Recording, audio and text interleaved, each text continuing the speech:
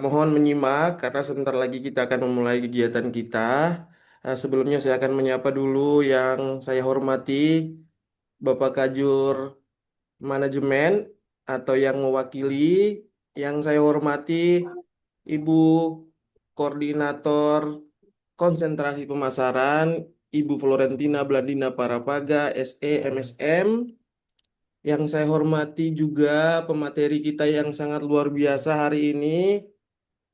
Saya panggilnya Mas Arga Ramadana SEMA PhD.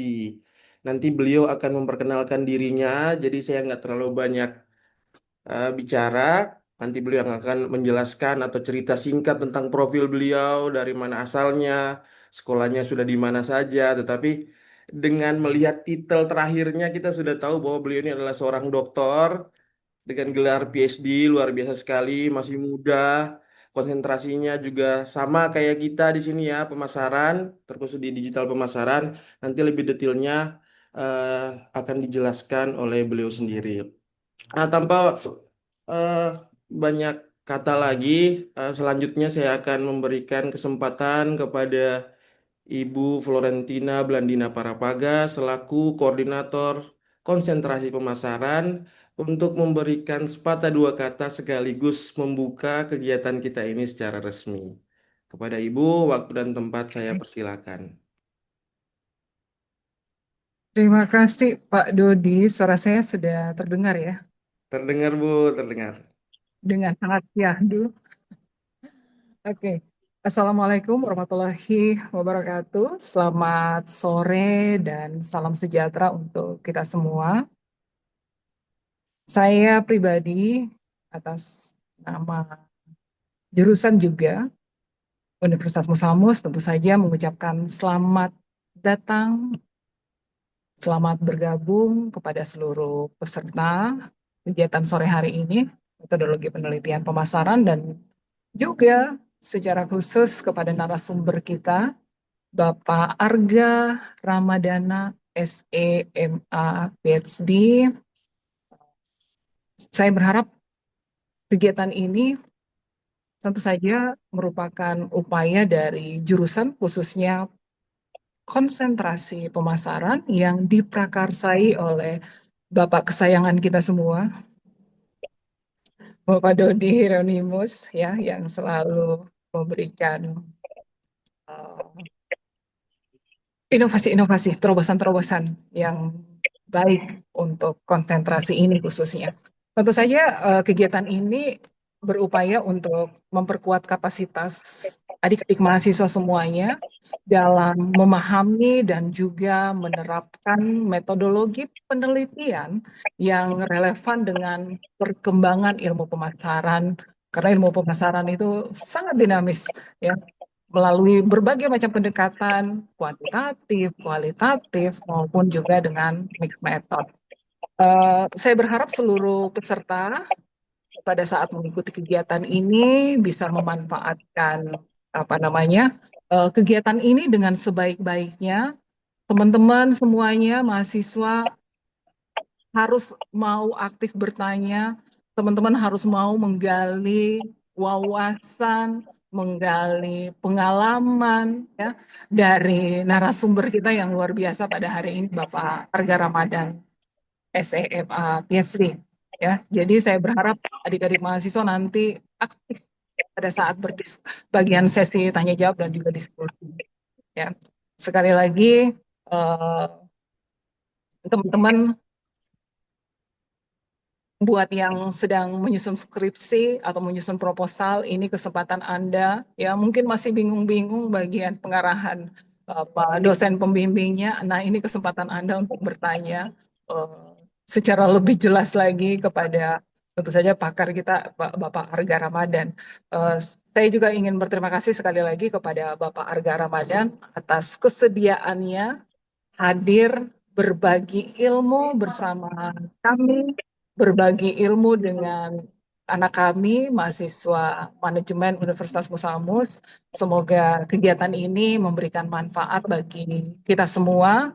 Dan yang paling penting adalah pengembangan kompetensi akademik dan juga pengembangan kemampuan penelitian bagi peserta mahasiswa yang mengikuti kegiatan Zoom pada sore hari ini. Terakhir, saya ucapkan selamat mengikuti kegiatan ini. Semoga kegiatan ini berjalan dengan lancar dan tentu saja bermanfaat bagi adik-adik semua. Wassalamualaikum warahmatullahi wabarakatuh. Dengan resmi acara ini saya buka. Layar saya kembalikan kepada Bapak Dodi. Selamat sore semuanya. Terima kasih Ibu Flo, luar biasa sekali di sela-sela kesibukannya Ibu kita ini, Ibu Koordinator Kita konsentrasi, tapi masih menyempatkan untuk hadir membuka kegiatan kita pada hari ini, luar biasa. Jadi adik-adik semua, eh, tadi sudah diarahkan atau sudah mendengar pengarahan singkat dari Ibu Florentina. Nanti silakan diikuti kegiatan ini sampai selesai. Kemudian mohon untuk kontribusi atau partisipasi baiknya sehingga ada feedback dari adik-adik sekalian waktu penyampaian materi dari pemateri itu sendiri. Selanjutnya, saya akan memberikan kesempatan kepada pemateri kita yang luar biasa, Mas Arga Ramadana, SEMA, Bang, PhD, sabar ya. Kita ikut kegiatan itu. untuk Ikut kegiatan. memberikan atau untuk sharing knowledge lebih tepatnya ke situ ya Mas Arga ya, untuk sharing knowledge, untuk berbagi ilmu, untuk memberikan insight-insight menarik buat teman-teman sekalian, karena di sini Mas Arga tidak hanya dari konsentrasi pemasaran tetapi banyak juga dari adik-adik semester 2 Mas Arga yang memang pengen juga melihat bagaimana sih konsentrasi pemasaran itu nanti, jadi mereka mulai belajar dari awal. Semoga nanti berminat ke arah pemasaran.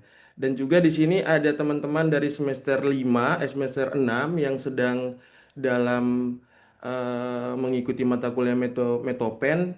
Jadi banyak sekali hal-hal yang mungkin mereka akan tanyakan.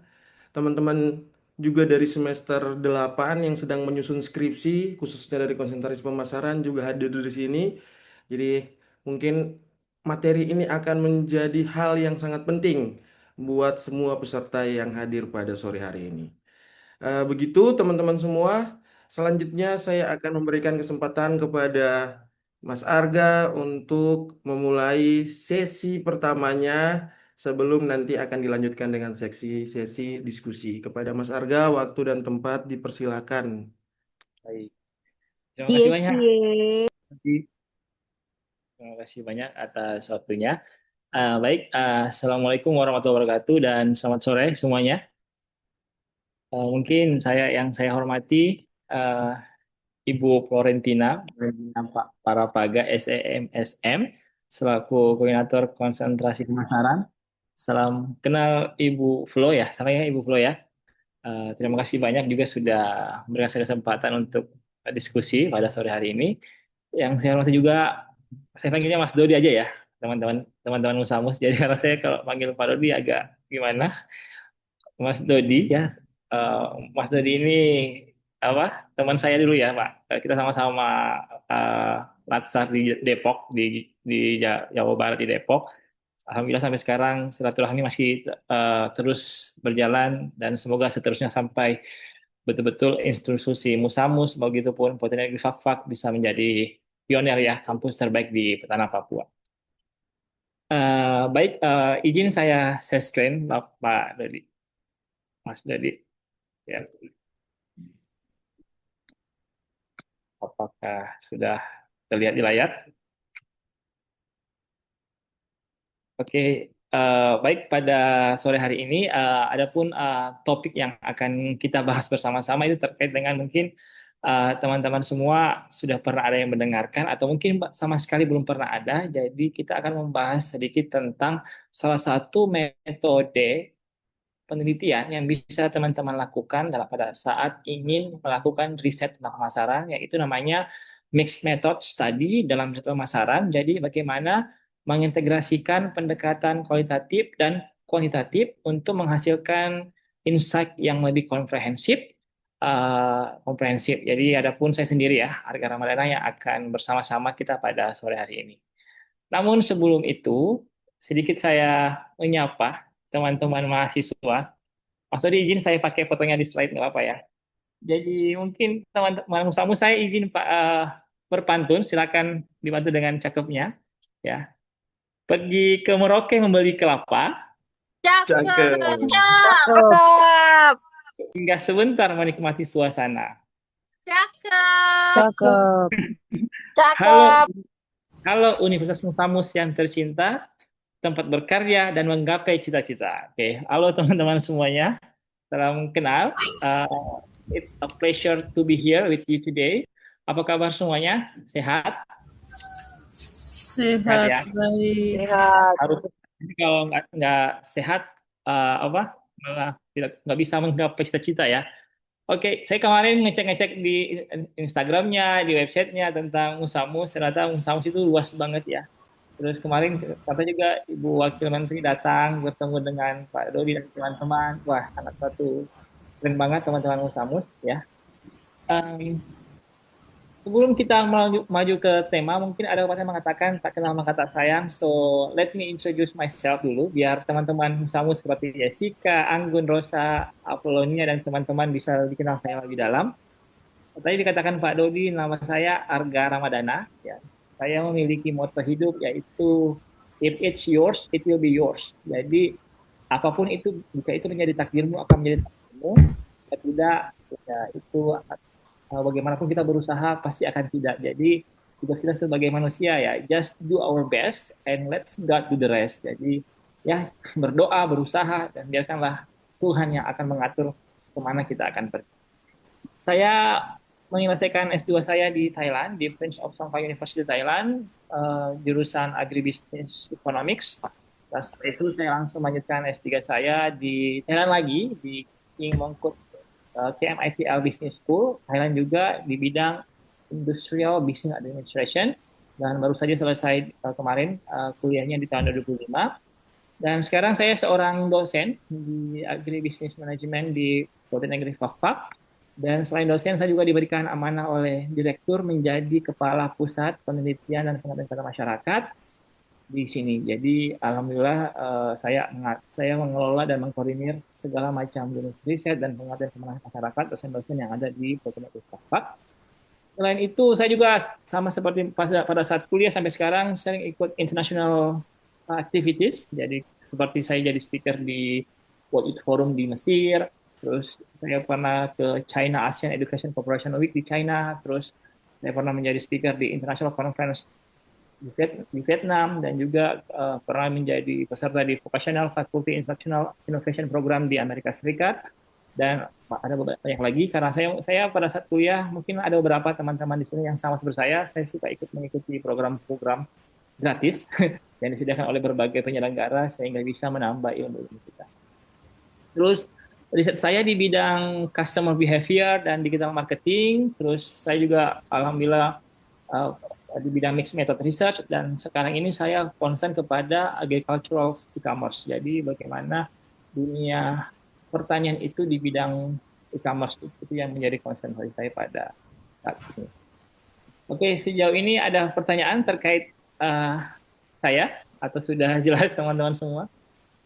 Nggak usah terlalu tegang. Jadi kalau mau bertanya langsung bertanya. Anggap aja saya seperti Pak Dodi ya, dosennya di Musamus ya. Walaupun kita baru kenal sekarang, jadi tidak usah terlalu tegang banget ya, Pak Dodi ya. Oke, kita kalau belum ada kita langsung aja ke materi teman-teman. Sedikit tentang saya. Jadi sebelum kita masuk ke mixed method, mungkin sedikit saya berikan gambaran. Mungkin teman-teman, mungkin apalagi mahasiswa yang sudah ada semester 6 sekarang ini sudah banyak banget insight atau ilmu yang sudah didapatkan terkait dengan sebenarnya sih bagaimana sih sekarang kondisi riset pemasaran saat ini. Jadi saat ini riset pemasaran berkembang sangat cepat ya dan pesat karena perubahan teknologi digital, perilaku konsumen, dan persaingan bisnis yang semakin tinggi. Jadi pemasaran dengan ilmu-ilmu yang lain itu sangat berbeda karena kalau di pemasaran kita berbicara tentang perilaku konsumen. Nah, konsumen itu namanya perilaku pasti akan berubah-berubah, tidak tetap. Jadi mungkin uh, riset yang tadinya 2023 kemarin di tahun ini akan susah diterapkan lagi karena tadi terjadi perubahan baik di teknologi, perilaku konsumen, dan persaingan bisnis. Makanya kenapa juga saya sangat tertarik dengan pemasaran, karena tadi itu dia dinamis ya, tadi kata Ibu Flo, dia dinamis, dia berubah-ubah. Jadi kalau misalnya kan ilmu A, misalnya contohnya example ilmu A, pasti dari sebelumnya sampai sekarang begitu terus. Sedangkan kalau di pemasaran tidak, dia akan berubah seiring dengan bagaimana perubahan-perubahan yang terjadi di sekitar kita. Jadi saat ini juga perusahaan tidak lagi hanya mengandalkan survei tradisional, tetapi juga memanfaatkan data digital untuk memahami kebutuhan konsumen secara lebih akurat dan real time. Jadi eh, dulu itu kan pemasaran secara tradisional, sekarang kan sudah berubah ya. Mungkin teman-teman juga sudah ada mata kuliah digital marketing. Jadi sekarang pun pemasaran sudah terjun ke dunia digital, bagaimana menggunakan digital untuk memasarkan suatu produk. Jadi saya rasa pemasaran ini ilmu yang unik, ilmu yang dinamis, dan ilmu yang seru. Karena kenapa? Ini terus berubah, berubah seiring dengan bagaimana perubahan-perubahan perilaku di sekitar kita, baik itu teknologinya, perilaku konsumennya, maupun persaingan-persaingan bisnis yang ada di sekitar kita. Jadi itu juga merupakan alasan saya why I'm so excited to learn more about the marketing sebenarnya. Makanya pada saat saya S3 juga saya concernnya ke marketing. Saya lebih ambil topik ke marketing. Nanti kita akan gali sedikit riset saya di S3 terkait dengan marketing. Oke, kita tentang marketing, tentang pemasaran saat ini bagaimana. Nah, kita langsung aja ke topik utama kita tentang mixed method. Mungkin teman-teman di sini sudah ada belum yang pernah dengar mixed method research? Atau ini yang pertama kali? Mungkin ada satu orang yang mau berbagi berbagi suara biar saya bisa mendengarkan bagaimana. Mungkin suara teman-teman di Musamus berbeda dengan suara-suara teman-teman di Fakfak. Ada nggak yang sudah pernah dengar atau pernah baca buku tentang mixed method research? Atau mungkin ini yang pertama kali? Kalau coba Serina, Serina Iliana, Serina pernah nggak dengar kata mixed method research, Serina? Sudah pernah dengar? Kenapa? Sudah pernah dengar? Sudah? Sudah. Di mana? Di mana dengarnya, Serina? Dari kelas metodologi penelitian, kebetulan Oh, bersama dengan Ibu Flo. ya, Ibu Flo ya. Oke, jadi ya, jadi teman-teman yang sudah mendengarkan saya atau sudah paham sedikit lagi, saya hari ini meng-highlight lagi biar tambah fresh ya pemikirannya. Jadi mixed method research adalah menurut Creswell 2014 suatu pendekatan penelitian yang mengintegrasikan data kuantitatif dan kualitatif dalam satu studi untuk memperoleh pemahaman yang lebih lengkap dan mendalam terhadap suatu masalah penelitian. Jadi intinya mixed method adalah bagaimana kita menggunakan dua metode ini, kuantitatif dan kualitatif, dalam satu pemahaman yang lebih lengkap. Jadi bukan berpisah-pisah, tapi antara kuantitatif dan kualitatif ini akan bersama-sama hasilnya sehingga menghasilkan satu output penelitian untuk memecahkan suatu masalah dalam pemasaran seperti itu. Jadi ada dua. Biasanya kan kalau mungkin si Serina cuma fokus ke kuantitatif aja. Terus si Aplonia fokus kepada kualitatif. Jadi mixed method ini bagus karena dia akan menggabung keduanya sehingga lebih mendalam nih, lebih mendalam risetnya. Ya, ya apa filosofi dari mixed method? Seperti saya katakan sebelumnya, ada kuanti, ada kualitatif. Nah, kuanti kita akan mengukur, menguji, dan mengeneralisasi. Sedangkan di kuali kita akan memahami, mengeksplorasi, dan menghasilkan teori-teori baru. Jadi, mixed method adalah intinya adalah mengukur sekaligus kita memahami seperti itu. Jadi kalau di kuanti kan kita mengukur ya, misalnya adakah hubungan antara variabel A ke variabel B. Itu cuma mengetahui. Sedangkan kalau di mixed method, setelah mengukur kita memahami kira-kira kenapa sih ada hubungan tersebut. Nah, itulah kenapa dikatakan bahwa ini metode ini membutuhkan waktu yang cukup panjang, cukup lama, tapi menghasilkan hasil yang lebih komprehensif dan mendalam. Seperti itu ya. Jadi filosofinya adalah kuantitatifnya mengukur, menguji, dan menggeneralisasi, sedangkan kualitatifnya akan memahami, mengeksplorasi, dan menghasilkan teori-teori yang baru. Seperti itu. Ya, itulah namanya mixed method. Kita sekarang ke pemasaran. Kenapa sih mixed method menarik banget dalam dunia riset pemasaran? Nah, yang pertama adalah melihat konsumen, karena kita bisa melihat konsumen dari dua perspektif sekaligus. Jadi, dari segi kuantitatif, angka, dan cerita kualitatif. Jadi, kenapa ini sangat cocok di pemasaran? Karena tadi saya bilang pemasaran kan dinamis ya, perilaku konsumen berubah-ubah. Nah, dengan memadukan konsumen dari dua perspektif, kita akan lebih tahu mendalam apa sih sebenarnya yang dimau oleh konsumen. Terus yang kita akan menghasilkan pemahaman yang lebih komprehensif, jadi tidak hanya mengetahui apa yang terjadi, tetapi juga mengapa hal itu terjadi. Jadi kalau di mixed method itu, kita tidak hanya mengetahui apa sih yang terjadi, tapi kita akan mengetahui mengapa. Jadi mengapa itu bisa terjadi. Jadi risetnya sangat-sangat penuh dan sangat-sangat apa ya bahasanya sangat-sangat lengkap karena ada apanya dan ada mengapanya. Jadi itulah yang ada di kenapa dikatakan mixed method sangat komprehensif. Yang ketiga, kenapa mixed method menarik di dunia pemasaran? Karena bisa meningkatkan validitas temuan penelitian. Jadi data kuantitatif dapat diperkuat oleh temuan kualitatif, begitupun sebaliknya. Ya, jadi dengan adanya mixed method di dunia pemasaran, kita bisa meningkatkan tadi bahwa penelitian kita ini betul-betul kuat karena kuantitatif memperkuat kualitatif. Begitupun sebaliknya, kualitatif bisa memperkuat kuantitatifnya. Nah, yang keempat, kenapa mixed method menarik dalam riset pemasaran? Karena kita bisa mengungkap insight yang sering tidak terlihat jika hanya menggunakan satu metode. Jadi kadang-kadang kan kalau cuma kualitatif kan kekurangannya ada. Mungkin kekurangannya seperti ini. Kalau cuma kuantitatif, kekurangannya cuma ini. Nah, dengan adanya mixed method, kita bisa menghasilkan insight yang sering eh, menghasilkan penelitian yang permasalahan-permasalahan tadi yang kayak ada satu metode yang mungkin sangat kurang. Nah, dengan adanya ini kita bisa menggabungkan sehingga menghasilkan yang lebih komprehensif lagi. Nah, yang terakhir, kenapa mixed method menarik dalam pemasaran? Karena membuat hasil penelitian kita lebih realistis dan relevan untuk mengambil keputusan pemasaran. Jadi, numbers tell us what customer do, while story explain why they do it. Jadi, angka dari kuantitatif memberitahu kita apa sih customer yang mau lakukan, sedangkan wawancara ceritanya dari customer ke kita itu bisa menjelaskan kenapa mereka mau melakukan itu. Jadi inilah kenapa mixed method sangat-sangat menurut saya menarik dalam riset pemasaran. Nah, apa sih sebenarnya kelebihan-kelebihan dari mixed method sendiri?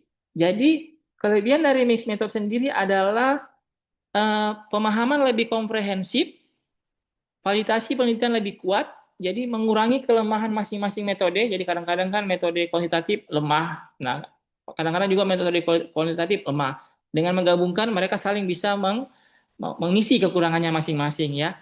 Jadi terus menghasilkan insight yang lebih kaya, terus relevan untuk mengambil keputusan bisnis. Jadi dengan melakukan penelitian mixed method itu akan lebih relevan dengan apa yang akan dilakukan pengambilan keputusan bisnis. Jadi teman-teman intinya adalah mixed method ini sangat-sangat komprehensif, sangat lengkap.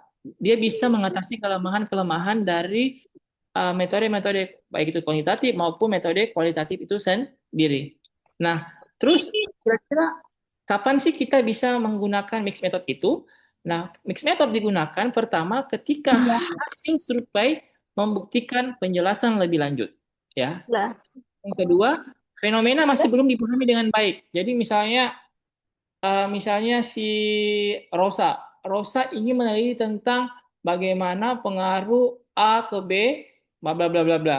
Ini merupakan penelitian pertama, belum pernah ada model seperti ini dan masih jarang ada penelitian yang mengangkat seperti ini.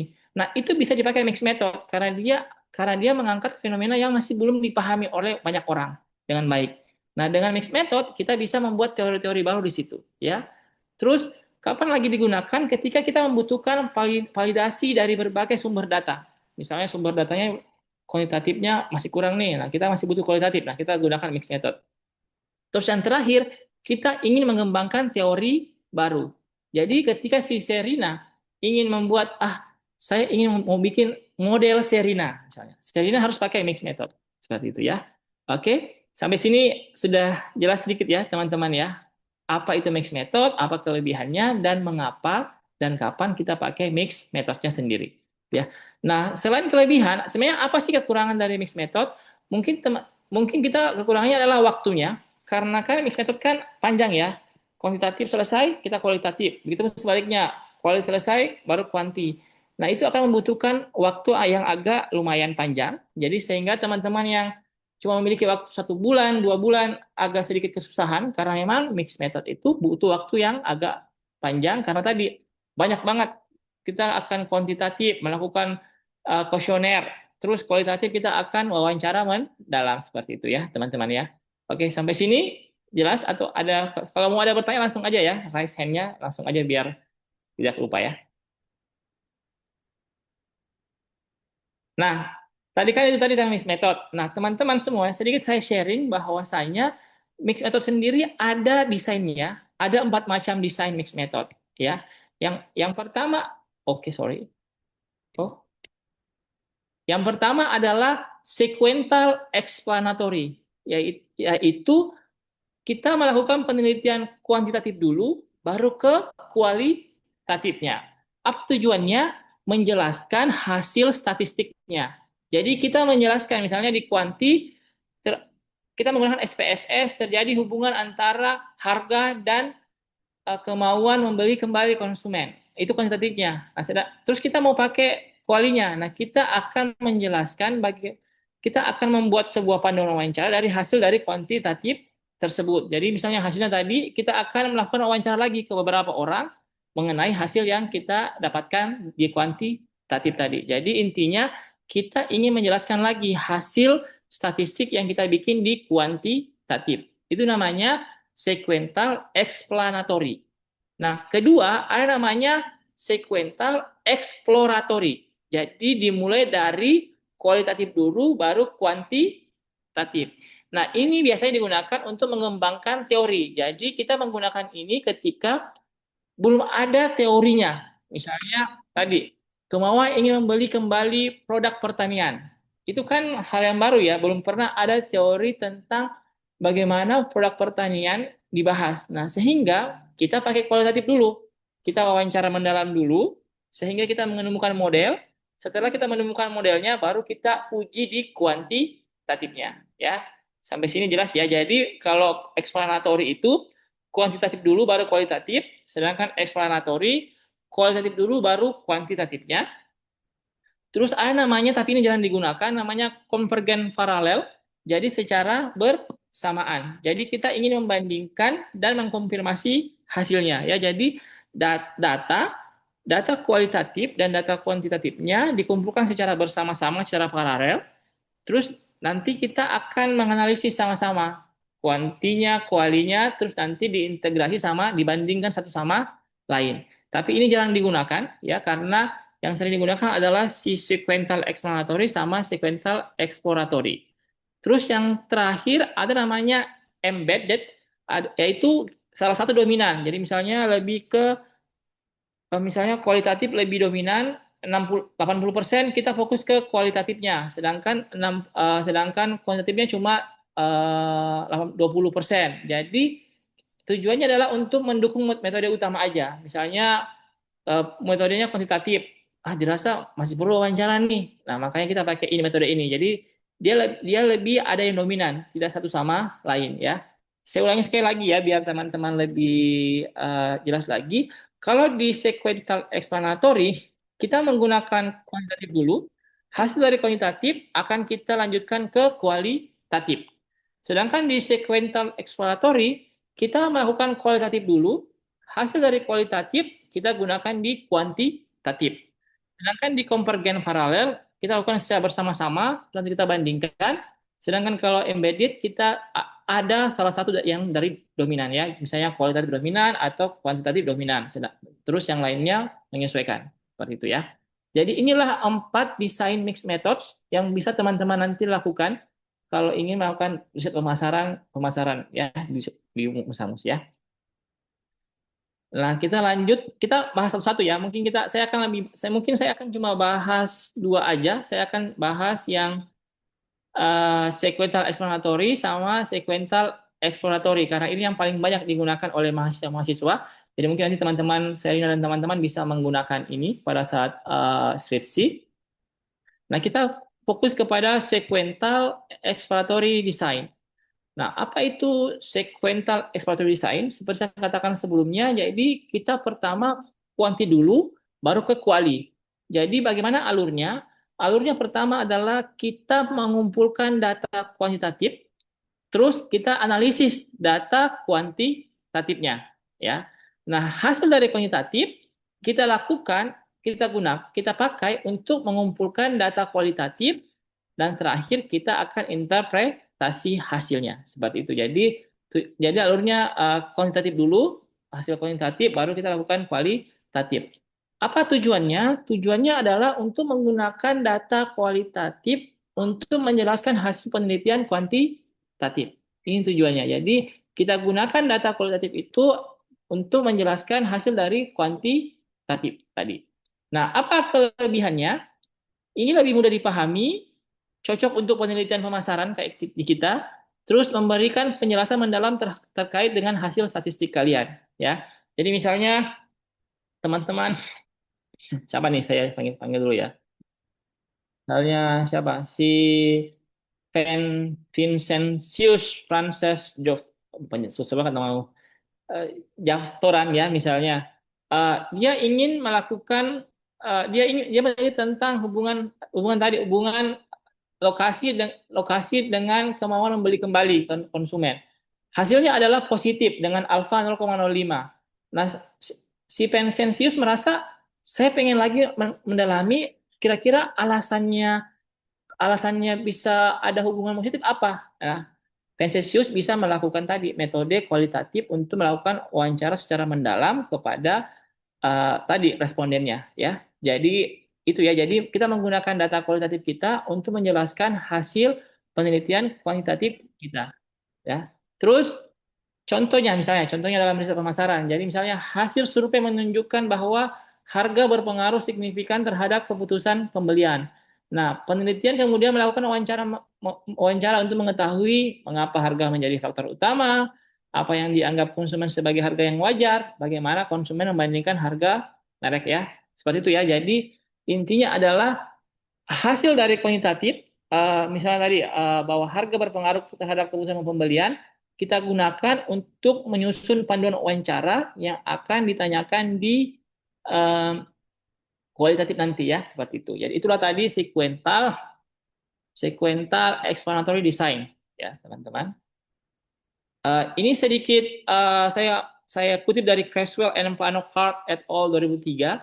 Jadi ini alur dari explanatory design-nya. Jadi di mana quantitative data collection, kita data collection di kuantitatif, terus kita data analysis di kuantitatif, terus muncullah hasilnya, resultnya kuantitatif, terus kita identify misalnya ya kita identify untuk digunakan untuk data collection di kualitatif, data analis di kualitatif, terus resultnya di kualitatif, dan terakhir kita interpretasi bagaimana kuantitatif ke kualitatif tersebut seperti itu alurnya teman-teman ya. Nanti mungkin ya, jadi sedikit gambaran bahwa dia pertama adalah kuantinya dulu ditekankan, sedangkan kualinya setelah ada hasil dari kuantinya yang digunakan di kualitatif seperti itu. Itu tentang explanatory ya, bagaimana kuanti ke kualitatif. Selanjutnya mungkin kita cari contoh beberapa teman-teman yang telah melakukan riset explanatory. Jadi saya ambil ini dari Abdi Hairul Kurniawan ya dari Universitas Pelita Bangsa. Dia meneliti tentang analisis pelayanan kepuasan konsumen pada bisnis transportasi. Jadi dia itu melakukan pertama kuantitatif di PT Aplikasi Karya Anak Bangsa. Nah, hasil dari kuantitatifnya dia gunakan lagi untuk mengambil data kualitatifnya dengan cara wawancara mendalam ya. Jadi dia di sini jelaskan. Sedangkan dengan metode kualitatif pelayan yaitu mengantar konsumen di tempat tujuan bla bla bla ya, seperti itu.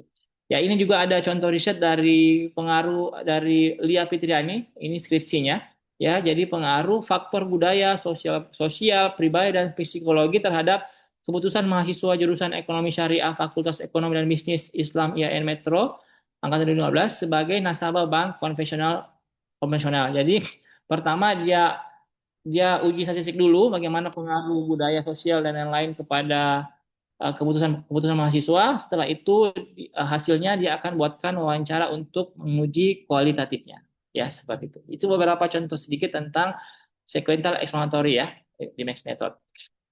Nah, kita sekarang moving to sequential exploratory design. Jadi bagaimana kualitatif dulu baru ke kuantitatif metode. Jadi alurnya adalah teman-teman bisa sama-sama lihat di slide. Jadi pertama kita mengumpulkan dulu nih data kualitatifnya, misalnya wawancara kepada beberapa responden, terus kita analisis kualitatifnya, ya. Nah setelah itu kita mengembangkan instrumennya, kita bikin modelnya, ada modelnya di situ. Nah setelah ada model, model tersebut akan kita gunakan untuk melakukan kuantitatif, pengambilan data di kuantitatif, ya. Misalnya tadi, jadi tujuannya adalah untuk mengembangkan konsep, model atau teori baru yang kemudian diuji secara kuantitatif, ya. Jadi kalau exploratory design ini kita akan bikin model baru nih, misalnya tadi yang saya bilang si Dini punya model baru nih, model Dini. Karena Dini melakukan kualitatif nih, wawancara mendalam dan sebagainya. Nah, Dini ini mau uji modelnya lagi pakai kuantitatif ya. Seperti itu ya. Jadi tujuannya adalah untuk mengembangkan tadi konsep, model dan teori baru yang kemudian diuji dengan kuantitatif ya. Apa kelebihannya? Kelebihannya adalah cocok untuk mengembangkan teori baru tadi ya, teori-teori baru sangat berguna ketika fenomena masih sedikit diteliti. Jadi tipsnya adalah ketika teman-teman merasa bahwa topik ini masih belum ada atau sedikit orang yang teliti, pakai exploratory design ya. Misalnya misalnya si siapa nih? Misalnya si Aryadi punya ide tapi Aryadi merasa ini ide pertama kali, belum pernah ada yang meneliti. Nah, itu cocok banget dipakai untuk exploratory design.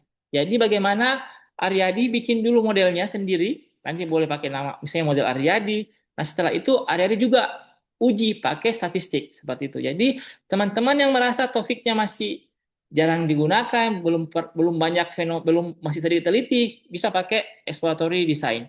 Jadi banyak digunakan dalam granit teori. Jadi nanti teman-teman habis ini bisa buka cek di Google apa itu granit teori ya. Atau nanti saya kirimkan ke Pak Dodi buku tentang granit teori ya. Jadi granit teori itu adalah teori yang digunakan dalam kualitatif ya, yang untuk menemukan hipotesis baru atau metode baru, teman-teman. Nah, ini sedikit contohnya kalau exploratory, misalnya contoh dalam riset pemasaran, wawancara dengan konsumen mengungkapkan bahwa keaslian produk, respon penjualan, ulasan pelanggan mempengaruhi pembelian ulang. Ini hasil wawancara kita ya. Jadi model kita adalah bagaimana keaslian produk, respon penjual, ulasan pelanggan mempengaruhi pembelian ulang. Ini model kita ini teori baru kita yang kita gunakan. Nah, temuan tersebut kemudian dijadikan indikator dalam kuesioner kita untuk diujikan pada sampel yang lebih besar. Seperti itu ya. Jadi misalnya keaslian produk mempengaruhi pembelian ulang. Nah, itu yang kita bikin kuesionernya nanti di kuantitatif. Respon penjualan mempengaruhi pembelian ulang. Itu yang kita bikin kuesioner di kuantitatif. Ulasan pelanggan mempengaruhi pembelian ulang. Ya, itu yang kita bikin kuesionernya di kuantitatif. Seperti itu teman-teman. Jadi intinya adalah sangat berbeda. Jangan sampai kebalik-balik. Explanatory sama exploratory itu sangat-sangat berbeda. Jadi bagaimana kalau di exploratory, kualitatif dulu baru kuantitatifnya ya. Seperti itu. Ini saya berikan sedikit lagi alirnya ya, desainnya menurut Creswell and Plano Corp.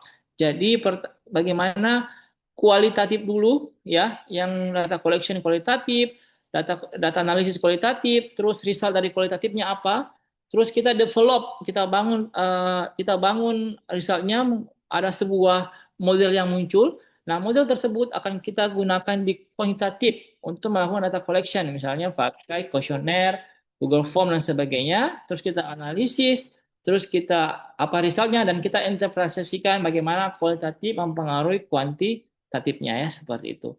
Itulah alur dari desain dari taksonomi development modelnya. Nah, ini contoh risetnya. Ini juga merupakan riset saya sendiri, ya, yang saya telah lakukan. Jadi saya menggunakan exploratory exploratory sequential mixed method study. Jadi apa yang saya teliti adalah tentang bagaimana pengaruh online research intention di e-commerce pertanian Indonesia. Jadi kan kenapa saya pakai exploratory? Karena saya telah baca riset bahwa masih kurang nih atau belum ada penelitian yang fokus kepada bagaimana sih sebenarnya kondisi pembelian kembali pada e-commerce pertanian. Selama ini kan ada beberapa teori tapi dia lebih fokus kepada e-commerce produk-produk misalnya produk pada umumnya misalnya elektronik dan sebagainya. Sedangkan pertanian itu sangat unik dan berbeda dengan produk yang lain. Nah, disitulah saya muncul. Karena ini masih baru, belum banyak yang teliti, makanya saya pakai exploratory sequential mix method. Ya, jadi saya pertama di sesi kualitatif saya literatur review, data collection dan resultnya. Terus di tengah-tengahnya kita mendevelop fasenya. Jadi kita develop theoretical modelnya, terus kita pakai pilot test dan setelah ada modelnya saya lakukan kuantitatif. Saya pakai data collection, data analysis dan resultnya ya. Nah ini juga paper ini sudah di accept di jurnal Scopus Q2. Jadi alhamdulillah teman-teman kalau teman-teman pakai mix method itu lebih banyak banget em, lebih banyak jurnal-jurnal yang mau menerima teman-teman karena tadi saya bilang dia lebih komprehensif seperti itu. Ya itulah contoh-contoh tadi dari exploratory psychodynamics method. Mungkin sebelum saya akhiri dan kita tanya jawab, saya sedikit kasih kesimpulan kepada teman-teman semua bahwasanya mixed method itu mengintegrasikan pendekatan kuantitatif dan kualitatif untuk memperoleh pemahaman yang lebih komprehensif terhadap suatu fenomena penelitian. Terus pemilihan desain itu harus disesuaikan dengan tujuan penelitian, jenis data yang dibutuhkan, dan pertanyaan penelitian yang ingin dijawab apa. Nah, sequential explanatory itu cocok untuk menjelaskan hasil statistik secara lebih mendalam, sedangkan sequential exploratory itu digunakan untuk mengembangkan konsep, model, dan teori baru. Terus kalau konvergen paralel itu memungkinkan peneliti membandingkan dan mengkonfirmasi temuan dari dua jenis tadi ya, kualitatif sama kuantitatif. Sedangkan embedded itu digunakan ketika satu metode berperan sebagai pendukung metode utamanya. Ya, terus dalam riset pemasaran, mixed method memberikan pemahaman yang lebih utuh ya, jadi lebih utuh pemahamannya karena mampu menjawab tidak hanya apa yang terjadi, tapi mengapa itu terjadi. Jadi itulah kenapa pentingnya mixed method dalam dunia pemasaran. Jadi kuantitatif ini memberikan bukti, kualitatif memberikan makna. Jadi mixed method menggabungkan keduanya untuk menghasilkan insight yang lebih kuat. Jadi bagaimana bukti ada, sedangkan maknanya tidak hilang. Seperti itu teman-teman. Jadi itulah mixed method. Mungkin itu dari saya. Nanti kita langsung aja sesi tanya jawab aja kalau ada yang mau ditanyakan terkait dengan mixed method. Saya mohon maaf jika ada salah-salah kata. Jadi kalau teman-teman ingin mau silaturahmi lebih lanjut, teman-teman bisa email saya, ada di slide, atau bisa ke Instagram saya di @argarama. Jadi kalau mungkin ada waktu free bisa saya balas kalau ada pertanyaannya. Selanjutnya saya kembalikan ke Pak Dodi sebagai moderator pada sore hari ini. Terima kasih banyak Mas Arga, luar biasa ya teman-teman semua. Ah, Mas Arga terima kasih banyak. Sekali lagi, Siap, Pak. juga Mas Arga kemarin kita janjian 1 jam dan benar-benar 1 jam ya. Sayangnya, luar biasa. Nggak lewat kan? Nggak lewat kan? Tidak pas, Mas Pas Arga. kan? Bisa Oke. timer, Pak. Tapi kita masih punya banyak waktu, jadi memang saya tidak membatasi ke adik-adik mereka untuk sampai jam berapa, karena biasanya kita kuliah dari jam 3 sampai jam seselesainya sebenarnya. Sekarang saya sering telat. Bapak. Oke, teman-teman, ini adalah ilmu baru dari Mas Arga buat kita. Mungkin ada beberapa yang sudah di-spill sama dosen-dosennya. Mungkin ada beberapa yang sudah dikasih tahu sama dosen metodologi soal mixed method. Jadi saya pikir teman-teman pasti di kepalanya banyak sekali pertanyaannya, banyak sekali. Ada beberapa yang sudah ngechat saya Mas Arga tadi, Pak, kalau nanya kayak gini boleh nggak? Boleh sekali, pasti akan dijawab sama Kayak Mas kita Arga. ya. Sudah banyak yang pengen bertanya karena memang rata-rata di Musamus itu teman-teman lebih cenderung ke kuantitatif, bahkan ke kualitatif saja mereka mereka jarang ada yang ngambil, jarang ada yang berani ngambil kualitatif. Lebih banyak ke kuantitatif, kemudian mixed method apalagi itu kayaknya sepertinya belum ada. Jadi ini adalah kesempatan bagus buat teman-teman khususnya di angkatan 2023 supaya nanti skripsi kita lebih berwarna karena menggunakan metode eh, mixed method gitu. Oke, saya buka sesi pertama untuk 5 penanya dulu dari angkatan 2000. Oh ya, sudah ada yang angkat tangan, ada Fani, kemudian siapa lagi yang mau tanya selain Fani? Mana? Dian, Dian Kusuma, Sherina mungkin, Kania, Dian Febri. Kemarin mereka udah spill-spill Pak, kami mau tanya ini gitu. Jadi, oke silakan ke ini dulu, ke Fani dulu. Boleh ya, mau 10 pertanyaan juga Mas Arga kayaknya siap itu. Mas Arga sudah Ya. spare waktu buat kita soalnya. Satu orang 10 pertanyaan juga nggak apa-apa. Oke, silakan Fani. Baik, Pak. Terima kasih untuk kesempatannya. Perkenalkan nama saya Fani Chandra. Bapak, saya izin bertanya untuk 3 pertanyaan. Apakah bisa, Bapak? Coba kalau bisa dijawab ya. Oke, Iya. oke. Ya, untuk pertanyaan pertama, apakah mixed method ini cocok, Pak, untuk digunakan untuk penyusunan skripsi? Lalu yang kedua, dalam penyusunan latar belakang itu kan biasanya penelitian kuantitatif menggunakan pola paragraf induktif, sedangkan penelitian kualitatif itu lebih banyak menggunakan pola deduktif. Untuk penelitian mixed method ini, pada penyusunan latar belakang yang lebih tepat sebaiknya menggunakan apa, Pak? Pola paragrafnya. Lalu yang terakhir, deskripsi itu bab 2 biasanya diminta sama dosen untuk grand teoris, middle teoris, sama applied teoris. Nah, itu cara menentukannya itu juga bagaimana ya, Pak? Sekian pertanyaan dari saya, Pak. Terima kasih. Oke, terima Kita kasih. kita tampung dulu atau langsung dijawab Mas Arga? Boleh ditambung aja biar Oh, ditambung aja. ada yang bisa Iya, disambung iya. sama lain tuh. Oh ya, siap. Dian tadi, Dian Kusuma, mana Dian tadi? Mic-nya belum nyala Dian. Oke.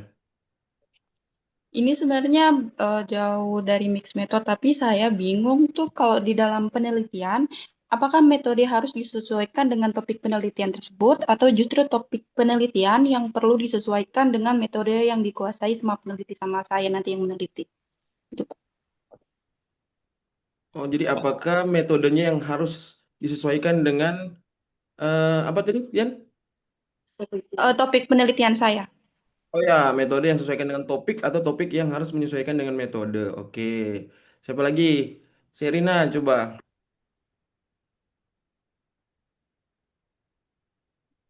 Serina belum open mic. Dari apa masih disusun pertanyaannya? Bagaimana? Bagaimana, Serin? Masih disusun Pak pertanyaannya. Oh, masih disusun pertanyaannya. Oke. Dian Febri kayaknya mau nih. Dian, kita punya banyak Dian Mas Arga di sini.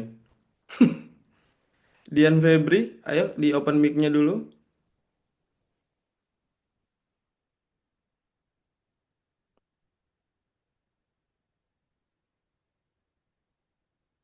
Mana Dian Febri?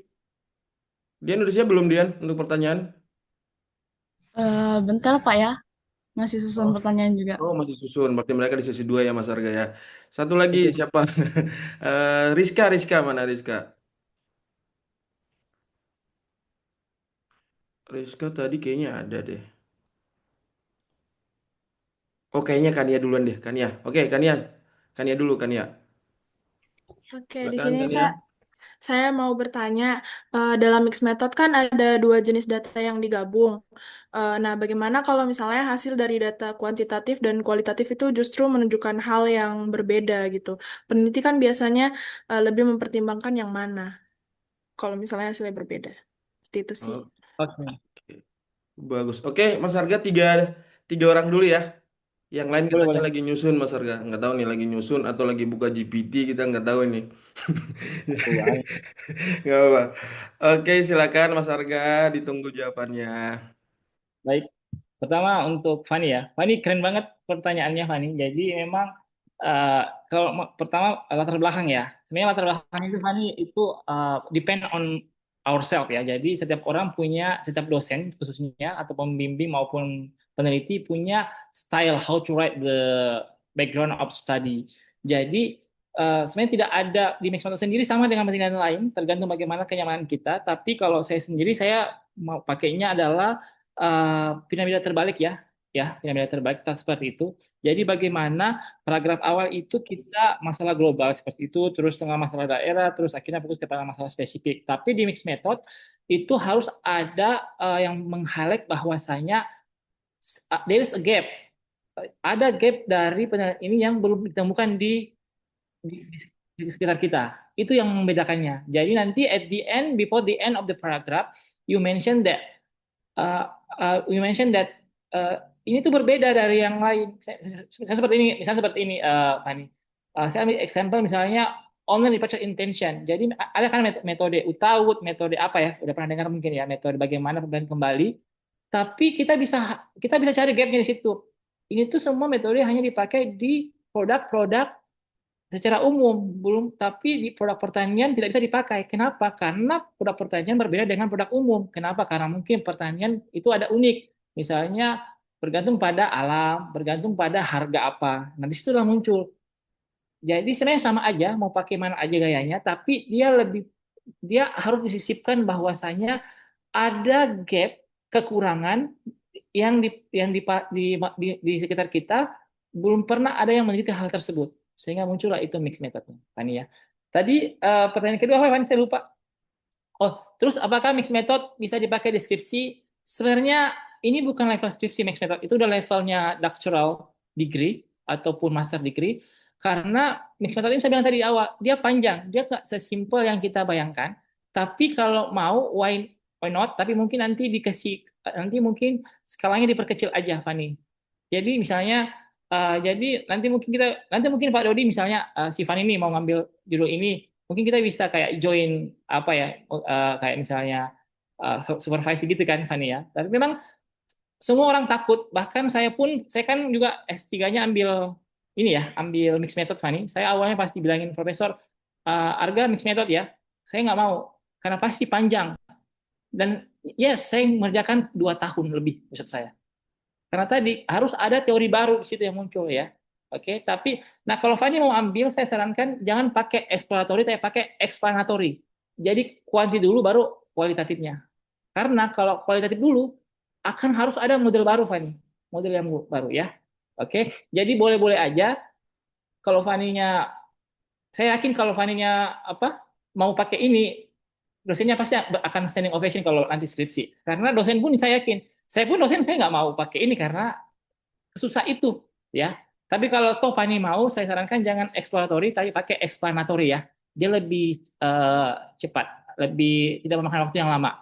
Nanti mungkin kalau mau mendalam kita lebih bisa diskusi, nanti Fani bisa DM saya atau melalui Pak Dodi ya. Kita bisa terkait kalau memang tertarik. Tadi pertanyaan ketiga apa ya Fani ya? Saya lupa. Itu Pak tentang grand teoris, middle teoris, dan applied teoris. Cara menentukannya bagaimana Pak? Sorry Fani, saya apa? Ulang. Deskripsi itu kan ada di bab 2 biasanya diminta sama dosen ada grand teoris, middle teoris, sama applied teoris. Nah itu bagaimana Pak cara menentukannya? Oh, di daftar pusaka ya? Ya. Oke, jadi sebenarnya mixed method ini sendiri tuh jadi teori besarnya apa, teori di menengahnya apa ya, dan jadi gitu ya. Jadi sebenarnya di mixed method sendiri ini tidak ada dia tidak menggunakan teorinya. Dia tidak ada grand teori, dia nggak ada middle teori, Fani. Jadi dia betul nanti di data pustaka itu nanti hanya ada fakta-fakta aja bahwa ini yang terjadi sama ini teori-teori yang pernah ada yang mendukung. Jadi kan misalnya kan Fani pakai grand teori utama misalnya ini ya grand teorinya. Nah, kita nggak ada sama sekali teori yang kita pakai. Itulah keunikan mixed method. Jadi, tapi nanti akan ada poin namanya teori related. Jadi misalnya tadi online departure intention. Apa sih teori-teori yang terkait dengan itu?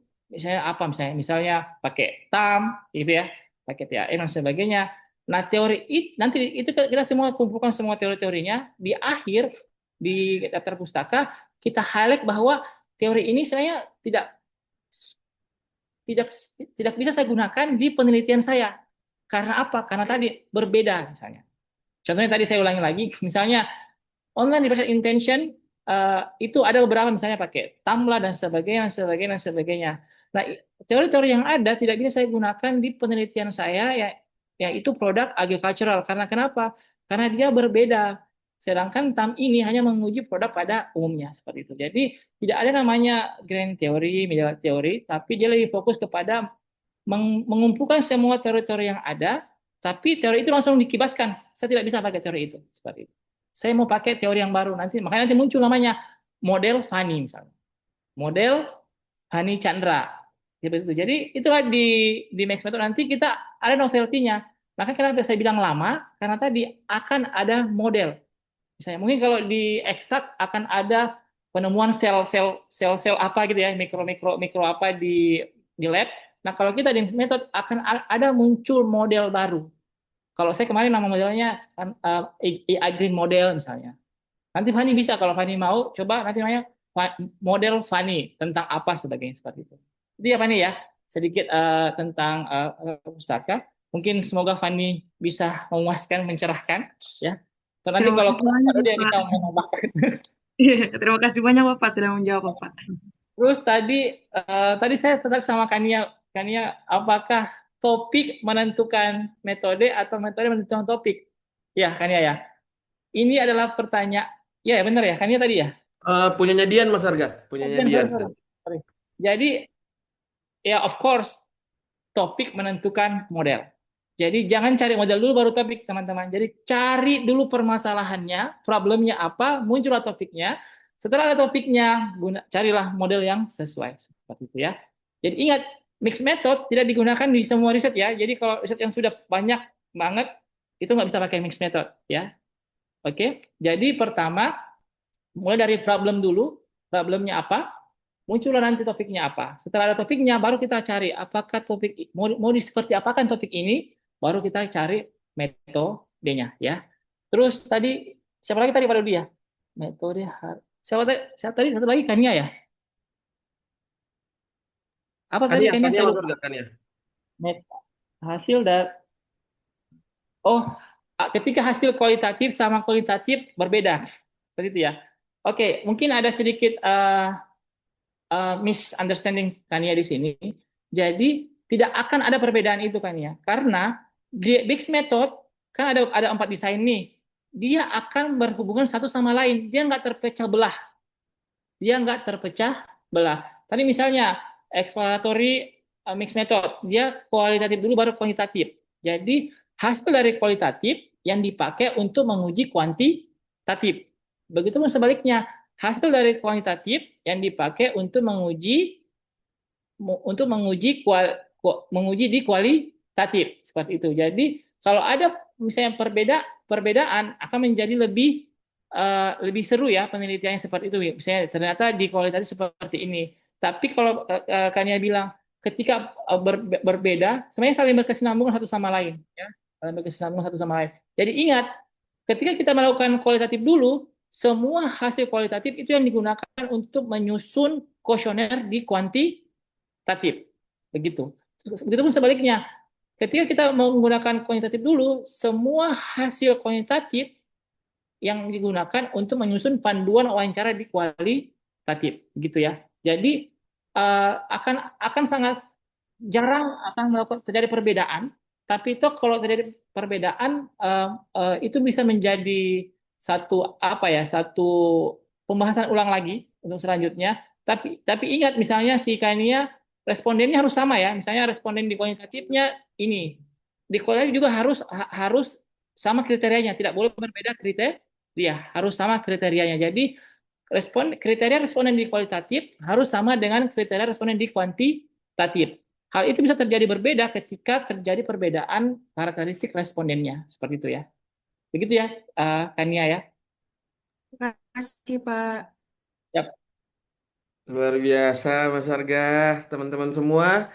Sesi 1 selesai ya. Tapi dari jawabannya Mas Arga, Fani, Kania, sama Dian tadi, apakah masih mau berdiskusi lagi atau kita lanjut ke sesi 2? Baru ada pertanyaan-pertanyaan lagi. Dia sudah mau meneliti, Pak. Oh, langsung ngomong gitu ya. Gimana? Kania sudah mau meneliti, Pak ini. Oh, ini ada yang mau tanya ini Mas Arga di sesi 2 ini. Kita ke sesi 2 ya. Sesi 2 Oke. nanti sebisanya berapa orang nggak apa-apa. Nanti kalau masih ada kita lanjut ke sesi 3 nggak apa-apa. Eh kebetulan ini salah satu ini Mas Arga, salah satu anak semester 8 yang sedang bingung dalam menyusun skripsi. Namanya Erik Jonathan. Nanti ada Oke. Devita juga, Devita Nur Alini juga. Terus tadi Rizka ya katanya, Rizka. Kemudian siapa ini? Zenita juga tadi sudah mau bertanya. Oke, silakan Erik dulu, Erik. Ini galau terus Mas Arga dia ini sama sama Halo, Erik. skripsinya dia ini. Halo Halo, Erik. Pak, selamat Sudah sore. mau wisuda ya? Kemarin Eh, wisuda kan kemarin? enggak Pak. Oh, Lagi mau road to ke sana, road to wisuda nanti. ya. Good luck. Masih road ke proposal sih Pak. Suara saya kedengaran jelas ya Pak? Sangat jelas. Iya Pak. Pak, ini saya ingin bertanya terkait dengan penelitiannya Pak. Berhubung saya sudah memasuki masa penyusunan proposal dan akan lanjut ke skripsi nanti juga, Good saya time. ingin bertanya, ya, saya ingin bertanya terkait dengan metode penelitian, terutama di bagian penelitian terdahulu Pak. Pak, kebetulan saya mengambil metode penelitian yaitu dengan menggunakan metode kualitatif, deskriptif, Pak. Nah, cuman saya memang terkendala dalam satu hal, Pak. Nah, yang kita ketahui sendiri, penelitian terdahulu itu dia memiliki batas kan, Pak. Paling tidak 5 tahun terakhir. Berarti kalau misalnya kita hitung dari sekarang, dia dapatnya di 2021 ya, Pak.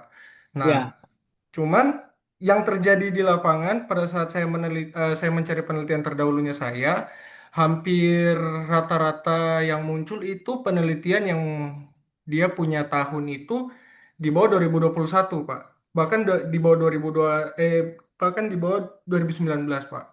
Eh, yang saya mau tanyakan di sini, apakah penelitian tersebut memang tetap bisa dimasukkan, maksudnya untuk sebagai penelitian utama, atau dia masuknya ke kategori pendukung, Pak? Nah, oke. itu saja sih, Pak. Karena memang eh, apa ya, dari objek juga memang ada yang kalau bahasanya gini, Pak. Kalau misalnya dari objek juga ada yang memang sama, tapi dia dia punya apa, tahun terbitannya itu jauh sekali di atas 5 tahun. Nah, terus untuk dengan metodenya kadang ada yang kita ketemu dengan metodenya relevan, tapi dia di atas 6 tahun lagi, Pak. Iya, Yap. kurang lebih seperti itu, Pak. Oke. Thank you, Erik. Oke, Erik, thank you Erik. Dev, Erik, ayo Dev.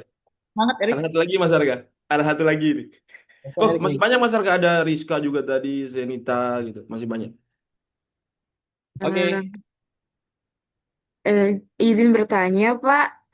Di sini saya ingin bertanya, bagaimana sih cara mencari teori yang tepat untuk digunakan dalam penelitian? Terutama, biasanya kan teori yang digunakan itu harus diambil dari sumbernya langsung. Kalau kita ambil dari jurnal kan nanti jadi banyak citasinya.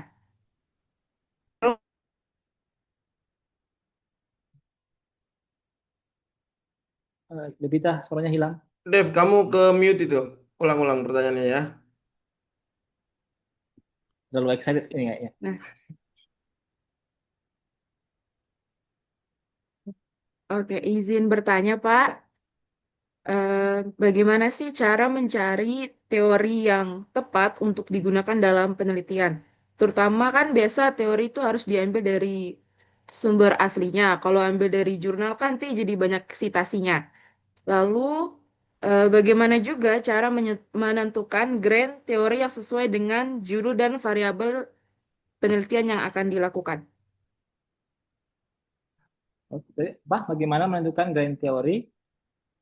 Bagaimana cara mencari grain teori yang sesuai dengan judul dan variabel penelitiannya? Ya Mas Aga, karena kebanyakan teman-teman dari pemasaran itu yang kan kebetulan kita di pemasaran itu kita bagi per sub konsentrasi gitu ya Mas Aga. Ada yang kalau ke saya itu ke digital marketing, ada yang ke Buflo itu ke perilaku konsumen, ada yang ke branding gitu-gitu. Jadi teman-teman dari eh, dengan konsentrasi subkonsentrasi yang berbeda itu mereka kadang bingung untuk menentukan eh, grand teori apa yang dipakai untuk judulnya. Karena kebanyakan tuh menggunakan TPB, SOR gitu-gitu ya, digital marketing. Nah, ini apa nih yang lain yang mungkin bisa relate kayak gitu. Memang ini pertanyaan Devita ini juga sempat juga kita di kelas diskusikan, tapi kita butuh insight dari Mas Arga juga. Ada lagi? Tapi Rizka tadi, Rizka mana? Udah ngilang dia disuruh tanya ngilang nih orangnya. Oke, Senita, Senita, Zen, ayo Zen. Baik, izin bertanya, Pak. Bagaimana membenarkan perbedaan ukuran sampel antara kedua metode? Misalnya, kuantitatif menggunakan 100 responden, sedangkan kualitatif hanya mendapat 5 informan. Bagaimana 5 orang ini bisa dianggap mewakili data dari 100 orang tersebut? Oke, nice. Oke, satu terakhir Mas Arga ya. Karena dia tadi kayaknya sempat muncul. Fitri mana? Tadi sempat angkat tangan. Nah, ini juga angkatannya si Erik tadi nih, Mas Arga. Angkatan sama si Erik. Mereka lagi galau akademik ya. Lagi Aduh, semangat menyusun. Pak ya. Mana Fitri tadi? Ada Pak. Oke, silakan. Kurang Wah, tepat jawaban. mau gagal ini. Ya, mungkin perkenalkan sebelumnya nama saya Fitri Ramadhani. Saat ini saya semester 8 di konsentrasi pemasaran. Eh, Pak, mungkin saya ada beberapa pertanyaan. Saya nggak tahu tadi pertanyaan ini sudah ditanyakan atau belum, soalnya saya habis dari jalan berburu staf kampus. Jadi saya mau bertanya yang pertama terkait tentang mixed method. Itu kan kita menggabungkan dua metodologi penelitian kan, Pak. Nah, di situ yang mau saya tanyakan, bagaimana cara kita nanti di awal menentukan hipotesis? Itu yang pertama. Lalu yang selanjutnya yang saya mau tanyakan, mungkin Bapak bisa berbagi kepada kami di Musamus ini tentang aplikasi-aplikasi apa saja yang bisa digunakan untuk melakukan penelitian kualitatif. Karena sejauh ini yang kita pelajari kan kayak SPSS, CMPLS aja tuh kurang kita pakai gitu. Jadi mungkin Bapak bisa berbagi kepada kami terkait aplikasi-aplikasi yang bisa kami gunakan untuk mengolah data kualitatif maupun kuantitatif dan bagaimana penggunaannya. Sama mungkin saya meminta Pak terkait kalau mixed method ini nanti kita dari awal judulnya itu bagaimana, apa kan kalau kuanti kan kita pakai kata pengaruh, kalau kualitatif kita pakai analisis gitu-gitu kan. Nah, mungkin kalau ini apakah kita menggunakan analisis pengaruh atau bagaimana, karena saya perhatikan polanya adalah ketika kita awal mau maju ke proposal dan lain-lain yang ditanya itu judulmu apa, bukan apa fenomena penelitianmu, apa tema penelitianmu, tapi judulmu apa. Nah, nanti dari judul itu baru orang-orang pada menyimpulkan, oh ini kuanti, ini kuali, gitu-gitu Pak. Mungkin itu dulu pertanyaan dari saya. Terima kasih. Siap, Oke, terima Fit. kasih. Terima kasih. Mas Dan Arga, ini dulu ya. ya, Segini dulu saya untuk lupa. nanti Fit kalau ditanya aplikasi mungkin Mas Arga akan jelaskan, tapi kalau disuruh cara menggunakannya kayaknya kita buka satu sesi lagi nanti kapan-kapan ya Mas Arga. Betul. Oke, Mas Arga silakan. Dari Tadi siapa dulu mana? silakan Mas Arga. Si Erik ya. Oke, Erik terkait dengan 5 tahun ya, penelitian 5 tahun. Sebenarnya itu pertama itu juga ada kampus yang 10 tahun, ada kampus 5 tahun ya. Jadi depends on institution sebenarnya. Jadi kalau saya pribadi, selama itu jurnal itu harus 5 tahun. Tetapi kalau itu teori, satu teori is okay. Mau 20 tahun, 30 tahun is okay. Nah, kalau tadi si Erik nanya tentang kalau aturan 5 tahun terakhir bagaimana? Jadi 5 tahun terakhir kan mungkin 2021 ke bawah ya. Jadi ya itu tidak masuk kategori utama, tapi masuk di kategori sebagai pendukung Erik. Jadi Erik bisa gunakan sebagai supporting studies, ya supporting study bahwa ada supporting studiesnya, atau bisa digunakan sebagai comparison study tadi, ya di compare aja. Jadi memang kalau kita kan dunia pemasaran harus up to date ya. Jadi kadang-kadang dosen-dosen nggak, saya nggak mau kalau 2010, 2012 itu salah satu juga apa kekurangan kita, karena kalau tidak ada penelitian tersebut bagaimana. Tapi caranya kalau saya pakai sebagai comparison study-nya aja. Jadi misalnya si Erik menulis, nah Erik bandingkan aja bahwa ada penelitian. Jadi jangan dimasukkan relevan previous study, tapi dimasukkan di comparison. Jadi Erik menyampaikan sesuatu seperti ini, nah ini perbandingannya seperti itu Erik. Jadi memang saya juga susah menjawab karena ini kesepakatan bersama antara si Erik dan si mungkin pembimbing yang pengujinya. Tapi kalau memang toh tidak ada, saya rasa kalau itu benar-benar sudah diupayakan, dicari dan sebagainya dan tidak ada, itu saya rasa bukan masalah yang besar, Erik. Tapi mungkin Erik bisa tadi meng-highlight mungkin ya apa alasan dan sebagainya. Tapi kalau toh mau dipakai ya dipakainya di comparison study, jangan dimasukkan di penelitian terdahulu, Erik. Jadi memang agak sedikit jadi karena penelitian utama kan itu kan harus 5 tahun ya. Terus sedangkan si supporting atau classical study-nya bisa di bawah 5 tahun itu, Erik. Jadi mungkin nanti misalnya si Erik menulis penelitian oleh X 2019 menunjukkan bahwa bla bla bla bla bla bla bla bla bla. Temuan ini menjadi penelitian pendukung untuk memperkuat konsep ini seperti cara tulisnya Erik kalau saya ya. Tapi kalau mau dimasukkan previous study ya memang kalau aturan kampusnya 5 tahun ya you have to working very hard to find out 5 year studies tadi Erik ya. Seperti itu ya. Tapi kalau memang tidak ada ngomong aja jangan saya ngomong ke saya sudah membaca hampir 40 jurnal Pak Bu, dan ternyata memang semuanya di tahun yang ini seperti itu ya. Sebenarnya Erik ini kalau misalnya mengalami problem seperti ini, Erik tinggal pakai mixed method, ini sudah it's very easy. Karena mixed method kan konsepnya adalah susah ditemui penelitiannya ya. Jadi penelitiannya tidak ada yang terupdate. Nah, itu udah bisa masuk sebenarnya situ mixed method, Erik ya. Karena kalau kita pakai mixed method itu tuh kita kan punya penelitian sendiri, Erik. Tapi mungkin jangan sekarang Erik ya, karena Erik udah semester 8, jadi kalau pakai mixed method nanti sampai semester 20 nanti Erik ya. Ya. Jadi mungkin nanti kalau masalah 5 tahun, 10 tahun itu mungkin nanti Pak Dodi yang lebih itu aturan Pak Dodi ya, aturan metodologi setiap kampus Erik. Saya nggak punya kemampuan, tapi kalau Erik ke kampus menurut saya sih selama risetnya itu ilmiah dan betul-betul kamu sudah memberikan rincian beberapa ya, kenapa harus dipersulit ya seperti itu. Tapi memang alangkah bagusnya 5 tahun, yang di bawah 5 tahun jadikan comparison study aja ya, gitu ya. Apalagi tadi ya, si Erik ya. Bagaimana cara mencari teori yang tepat dalam penelitian? Harus diambil sumber langsung ke tadi siapa itu ya? Jadi cara mencari teori yang tepat dalam penelitian, kalau menurut saya, tadi siapa ya nanya ya? Si Rizka ya? Siapa ya? Mana suaranya yang tadi bertanya? Saya Pak Devita. Oke, Devita.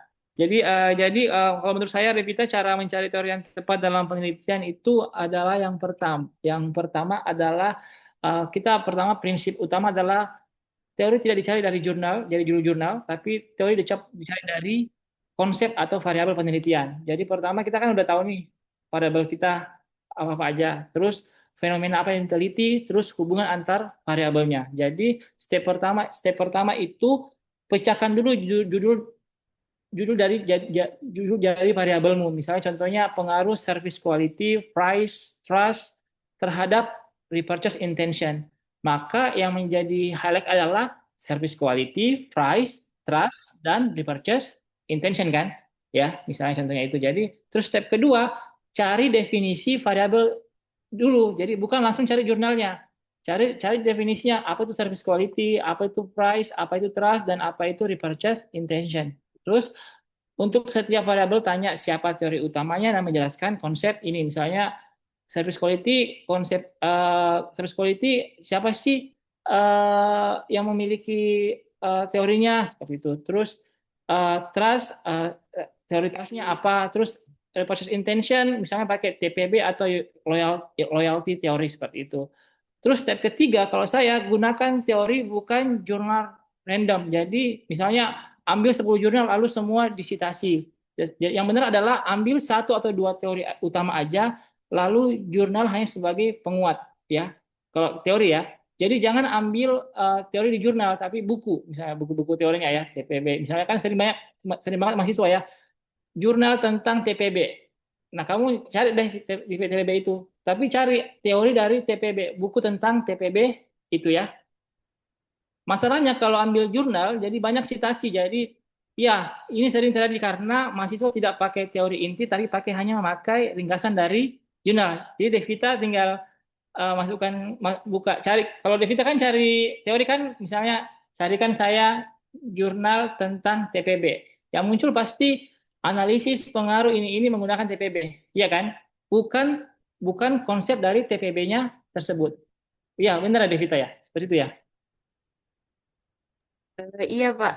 Iya kan? Nah, itu juga merupakan kesalahan sedikit kita dalam mencari teori karena kita mencari teorinya tadi di jurnal, bukan di bukunya langsung. Karena memang sangat berbeda, ya. Karena yang di jurnal itu mereka dia sudah sesuaikan dengan topiknya dia, walaupun kadang-kadang topiknya kita berbeda ya.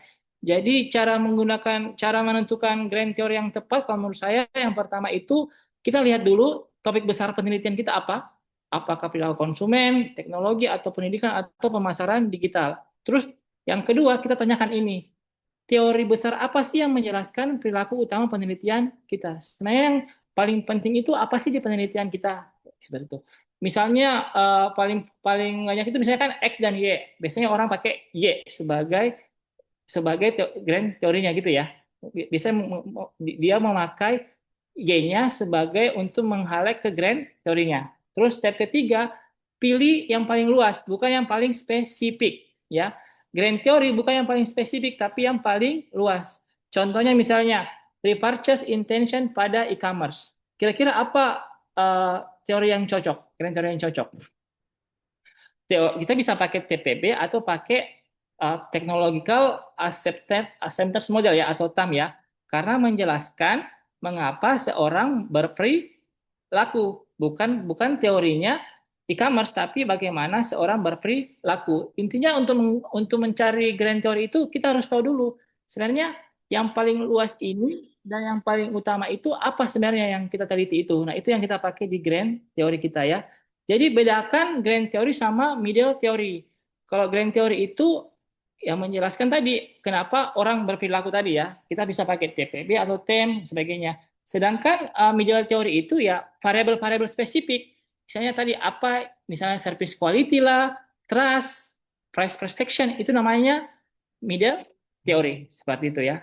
Sampai sini bisa ya Devita ya maksudnya masuk di sama-sama mengerti sedikit ya.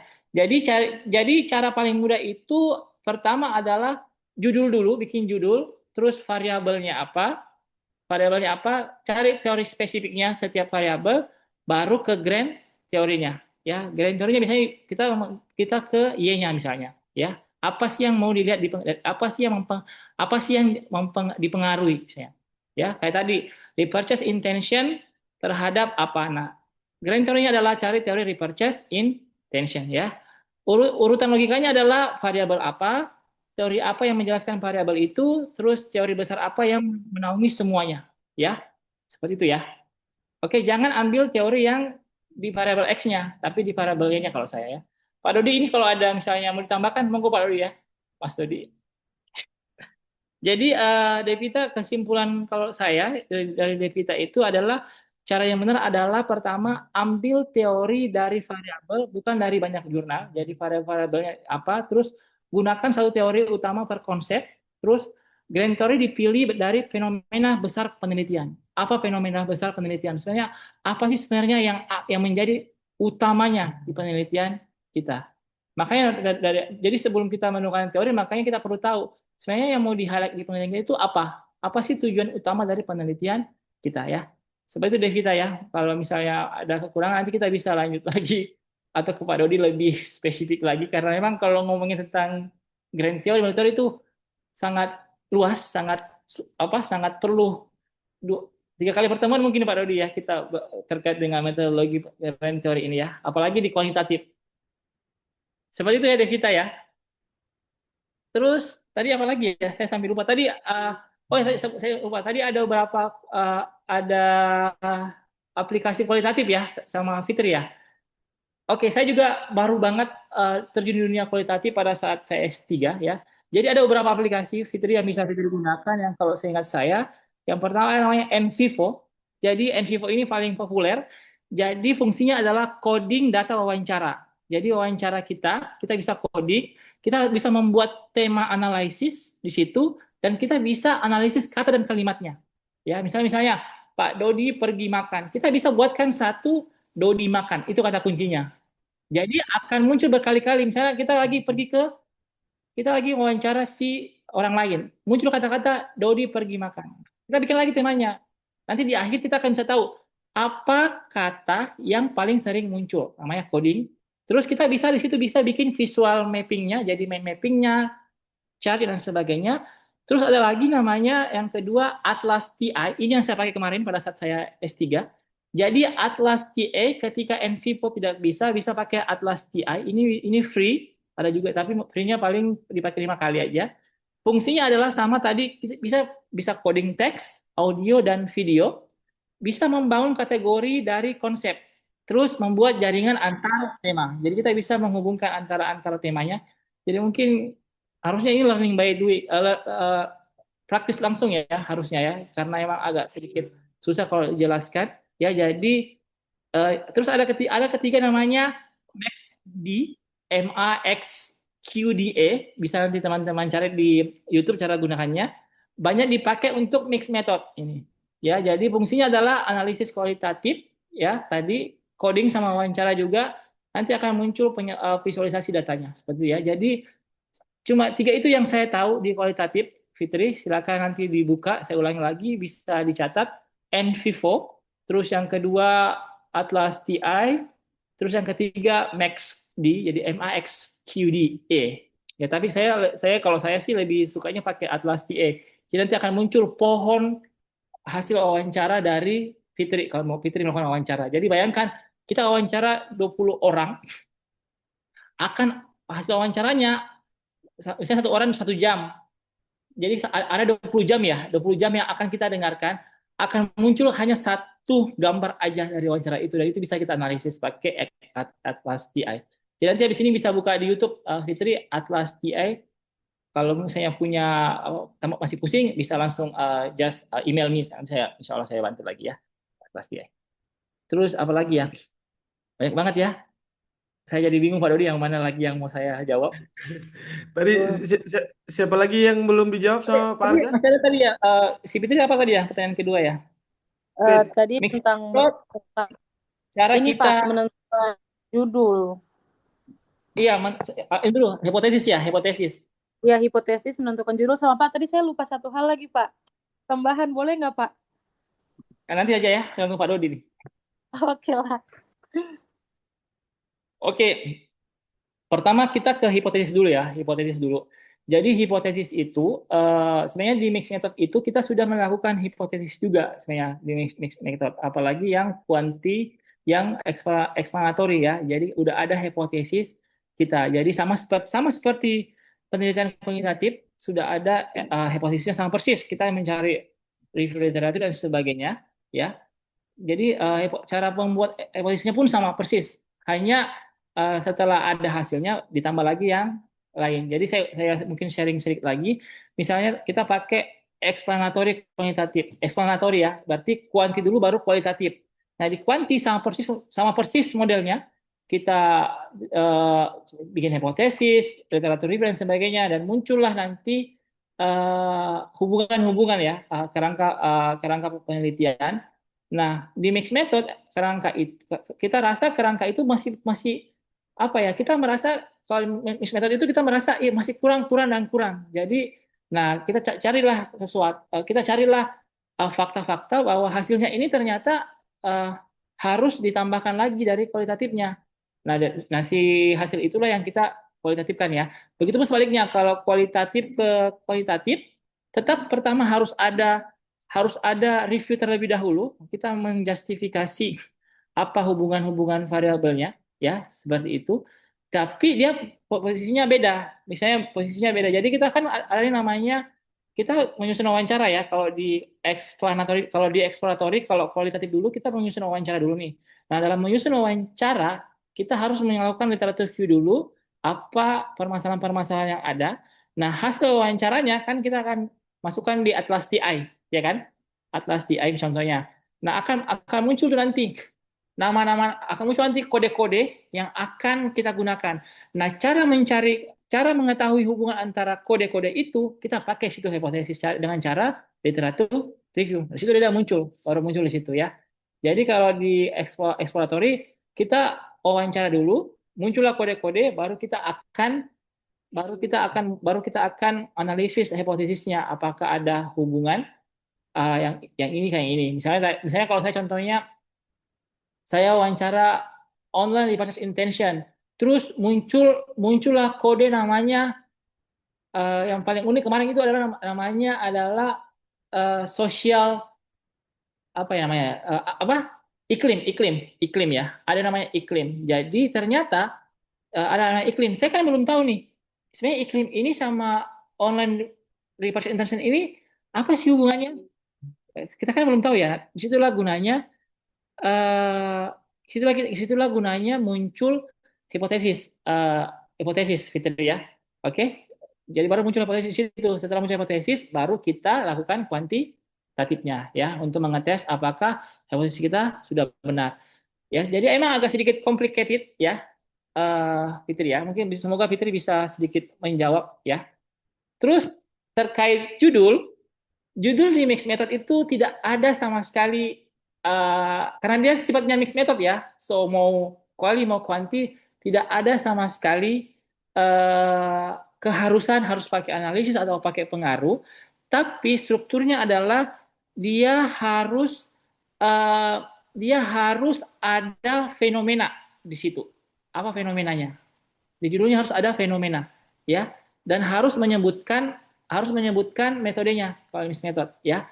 Karena kadang-kadang kalau orang sudah sebutkan mixed method di judulnya, orang udah tahu, oke, pasti akan dua-duanya. Jadi tidak ada sama sekali mau pakai pengaruh, mau pakai analisis, is okay, tidak ada sama sekali penjelasan karena dia nanti ada mixed method.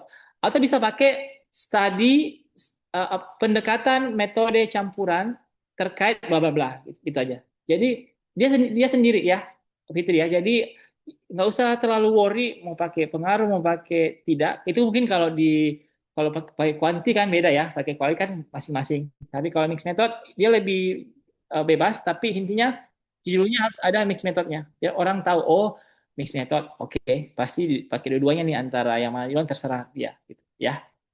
Bisa ya Fitri ya. Baik, terima Ya, kasih Pak. apalagi Oke, ya sorry Mas Arga, terima kasih. Masih ada lagi ya yang ini yang belum dijawab sama Mas Arga tadi? saya ada lagi nggak ya, saya bingung, saya lupa. Ada yang belum saya jawab? Yang saya catat ini cuma Oh, ini ya. si Senita, Mas Arga. Senita tadi kayaknya belum Apa ya? dijawab nih. Senita tadi. Tadi apa, Senit? Pertanyaanmu? Izin Pak, jadi pertanyaan saya bagaimana cara membenarkan perbedaan ukuran sampel antara kedua metode? Oke, Misalnya. Oke, Sen. Oke. Thank you Senita. Ya, metode ya, betul. Jadi Sanita, di mix method kalau pakai kalau di kualitatifnya ada namanya saturation. Jadi minimum 21 responden yang diwawancarai, ya, diwawancarai. Tapi ketika 21 dirasa belum sampai saturationnya, harus tambah sampai saturationnya sampai. Apa itu saturation? Maksudnya ada lagi hal-hal baru yang muncul dari mulut si responden. Contohnya gini ya, saya contohnya pakai explanatory mixed method. Jadi kuali dulu sampai ke kuanti ya. Nah, di kuali itu ada namanya Patton. Patton mengatakan bahwa di kualitatif mixed method harus minimum 21 respondents dan sampai saturationnya. Nah, di sini saya pakai 21. Tapi ternyata saturationnya belum cukup. Nah, apa saturationnya cukup? Ketika tidak ada lagi hal-hal baru yang muncul. Misalnya saya wawancara Pak Dodi. Pak Dodi bilang A, B, C, D. Terus saya wawancara Devita, Devita bilang A, B, C, D, E. Ada E kan? Berarti saya harus wawancara lagi. Saya wawancara si Fitri, Fitri bilang A, B, C, D, E, F. Berarti ada baru lagi kan? Terus saya wawancara si Devita lagi, dia bilang A, B, C, D, E, F. Berarti udah nggak ada ya sama sekali ya. Nah, disitulah selesai saya wawancara. Ya. Jadi ketika 21 itu 21 orang, terus setelah 21 tidak ada lagi hal baru yang disampaikan wawancara 21-nya, itu sudah cukup. Ya. Tapi ketika masih ada, harus terus bertambah sampai hilang. Berarti betul-betul sudah tidak lagi sama sekali yang hal-hal baru yang muncul ya. Paham Senita ya situ ya. Jadi ABCD Pak Dodi, si Fitri ABCD E, berarti oh masih lagi nih. Si Devita ABCD E F. Terus saya wawancara si B ABCD F G. Saya wawancara si C ABCD F G H. Terus pokoknya ketika masih ada kata baru yang muncul, menurut Senita itu penting, harus melakukan wawancara lagi ya. Nah, tapi ketika sudah wawancara udah nggak ada lagi nih. Sudah orang udah mengulang-ulang terus ini terus, berarti sudah cukup ya. Nah, itu sampel di kualitatif. Kalau di kuantitatifnya itu bebas, itu sama persis dengan kualitatif pada umumnya. Boleh pakai teori-teori yang ada di kuantitatif ya. Mungkin bisa pakai siapa? Biasanya Senita pakai apa kalau menentukan sampel? Jangan pakai Sugiono ya. Pak Sugiono sudah tua ini. Kasihan dari saya S1 sampai saya jadi dosen Pak Dodi, mahasiswa saya masih ada pakai Sugiono ya. Nggak apa-apa sih, tapi kan oke gitu ya. Jadi kalau di kuantitatifnya sama persis ya. Oke, bisa pakai metode sampel apapun, analisis apapun dan sebagainya ya. Oke, bisa ya Senita ya. Mungkin kalau masih bingung-bingung bisa langsung buka kelas sama Pak Dodi aja nanti offline. Pak Dodi jauh lebih dulu. Oke, oke. Oke Mas Arga, terima kasih banyak. Mas Arga minta maaf, ini sebenarnya sudah mau saya tutup, tapi masih ada beberapa teman-teman yang masih mau tanya, mungkin 3 orang mungkin Mas Arga ya. Bisa ya Mas Arga ya? Oke, siap. Mereka sudah angkat tangan dari tadi, jadi Nggak apa-apa, betul. Takut. ada beberapa yang masih mau bertanya. Ada Serina, ada Fani, Dian jadi nggak bertanya Dian Febri. Dian tadi itu katanya mau bertanya tapi apa sinyalnya kurang bagus. Berarti tidak tidak ya. Yang mau bertanya itu Fani, Serina, kemudian Rizka jadi nggak Rizka? Jadi ya. Mungkin Rizka nggak Oke. jadi. Tiga tiga itu Ini 3 orang pertanyaannya itu ya. Izin pertanyaannya Pak, berat-berat semua Mas Yudi. Ih. Waduh. izin Pak, Terus saya mau bertanya. oh Rizka Oke. Rizka mau bertanya Mas Harga. Dia ini alumni geng motor Mas Harga. Jadi Mana lumayan. nih mukanya Rizka? Oke, Oke, silakan Ya, Rizka. ini motor. saya mau bertanya bagaimana sih cara mengatasi responden yang mengisi kuesioner secara asal-asalan. Misalnya itu kayak responden memberikan jawaban yang tidak konsisten. Oke, ini permasalahan semua mahasiswa ini. Oke, yang lain siapa lagi? Fani, Fani. Fani lagi itu Mas Harga. Itu Fani pertama buka, sekarang dia mau nanya lagi tuh kayaknya. Oh, mungkin mana menutup ya? Iya. Baik Pak, di sini pertanyaan saya tadi, karena tadi kan Bapak bilang penulisan latar belakang itu dengan pola piramida terbalik. Apakah ada urutan yang ideal Pak, misalnya dari fenomena umum? Nah, bagian berikutnya apa yang harus sebaiknya kita bahas nanti, sampai nanti di research gap dan juga tujuan penelitian. Lalu tadi Bapak sempat singgung juga tentang state of art. Nah, perbedaannya dengan gap research itu apa ya Pak? Sama Oke. satu lagi Pak, kalau kuanti itu kan sifatnya tuh mengulik teori yang sudah ada. Artinya ada penelitian terdahulu yang sudah ada. Sedangkan pemasaran tadi Bapak bilang sifatnya itu dinamis. Nah, banyak sekali hal-hal baru yang ada di pemasaran.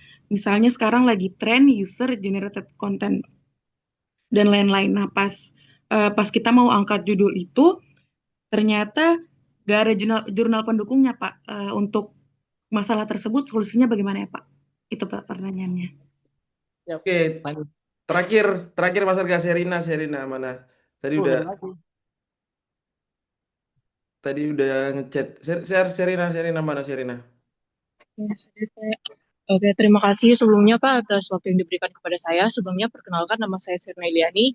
Di sini saya mau bertanya, Bapak tadi sempat menjelaskan bahwa eksploratory itu bisa digunakan kalau misalnya penelitian tersebut masih kurang diteliti. Nah, silakan dikoreksi Pak kalau misalnya saya salah. Nah, kebetulan saya sedikit tertarik dengan fenomena di mana konsumen itu membeli sesuatu karena kasihan atau merasa simpati nih karena penjualnya. Padahal kita nggak membutuhkan barang tersebut. Nah, ketika saya cari penelitian sebelumnya, itu masih minim sekali penelitian yang mencari tentang fenomena tersebut. Nah, apakah Bapak punya saran atau saran tentang mengerti topik tersebut? Seperti itu, Pak. Oke. Oke, Mas Arga, 3 ya. Terakhir ya, tidak ada lagi ya yang nge-DM suruh bilang buka lagi ya. Oke. Tadi Oke, apa? siap, silakan Mas Arga. Tadi staff saya Mas Marga, saya nitip kunci apa saya pulang di luar. Halo, oke, bercanda. Internet ya teman-teman. Jadi saya langsung ke dulu ya. Tadi saya ke siapa? Yang tadi yang Serina ya. Jadi eh, Serina tadi saya bilang orang membeli karena kasihan. Serina bilang masih kurang. Saya rasa bukan Serina yang kurang, itu sudah banyak banget kalau saya pernah baca ya tentang tentang apa? Tentang orang membeli karena rasa ibah, kasihan. Ya, coba Sarina buka penelitian yang mungkin international journal itu sudah banyak banget menganalisis itu tentang sosial itu. Jadi social behavior terhadap apa orang membeli Sarina ya. Tapi toh kalau Sarina mau mix method kan boleh banget, tapi lebih fokus kepada mungkin mungkin lebih fokus kepada pengaruh rasa, lebih menekankan kepada tadi rasa ibah itu, rasa kasihan itu ya. Tapi kalau saya bilang sedikit itu sudah banyak banget. Mungkin selama ini saya cuma membaca jurnal nasional, tapi coba sekali habis ini Sarina cari bahasa Inggrisnya ibah atau kasihan itu ada namanya sosial apa. Itu sudah banyak, ada beberapa penelitian menentukan tentang itu Sarina ya. Ya, tapi kalau Sarina mau mixed method ini juga hal yang baru mungkin di Indonesia, tapi mungkin Sarina lebih bisa uh, menambahkan lagi mungkin terhadap apanya ya, mungkin terhadap pembelian apanya, mungkin produknya produk apa, jadi lebih dibikin spesifik lagi kalau mau di mix method kan boleh banget. Tapi double check lagi ya, saya namanya habis ini bisa buka-buka lagi jurnal internasional. Teman-teman, sedikit informasi, kadang-kadang teman-teman ini ngomong kalau kalau lagi ujian skripsi kan, saya belum pernah membaca penelitian terkait ini bla bla bla bla. Tiba-tiba dosennya buka banyak banget di situ ya. Karena apa? Karena memang kurangannya mahasiswa, saya juga ya. Saya juga mahasiswa ya. Tadi kalau udah 10 udah puas banget bacanya. Padahal sebenarnya itu 10 itu sedikit banget, teman-teman. Ya. Terus kalau teman-teman merasa jurnal Indonesia tidak ada, coba pindah ke jurnal internasional ya. Kadang-kadang jurnal internasional sudah ada ya. Oke, Serina ya. Tapi good, bisa Serina itu bisa banget ibah, tapi lebih fokus kepada ibahnya sama bikin produk spesifiknya apa biar lebih unik lagi ya. Terus tadi bentar saya buka catatan dulu. Mana tadi ya? Bentar Pak Dodi, saya mana tadi catatan saya? Bagaimana cara mengatasi responden yang mengisi kuesioner secara asal-asalan? Tadi siapa ini? Ini permasalahan beberapa mahasiswa, apalagi khususnya yang mengisi kuesioner menggunakan Google Form ya. Kadang-kadang jawabannya bias banget. Jawabannya biasanya bias ya, misalnya apalagi skala Likert ya, yang ada poin 5 di tengahnya ya. Kadang-kadang kan mereka cuma isi 5 ragu-ragu, itu kadang-kadang buat penelitian kita jadi bias ya. Nah, inilah gunanya namanya sebenarnya teman-teman dalam kuesioner itu ada namanya critical ethics ya. Saya tidak tahu apakah di Musamus menggunakannya. Jadi sebelum kuesioner itu ke lapangan, you have to make sure pilot study first ya. Jadi kamu harus memastikan bahwa dia sudah lolos dari ethical tadi ya. Jadi misalnya kuesionernya 300 responden. Nah, sebelum 300 harus dites dulu. Dites dulu 10 atau berapa tergantung bagaimana metode kalian nanti mencarinya. Jadi setelah itu ketika sudah dites tapi ternyata masih terus setelah dites kita cari, pernah dengar nggak sih Cronbach Alpha? Cronbach Alpha belum pernah ya? Tadi siapa yang nanya ya? Rizka ya? Tadi nanya ya?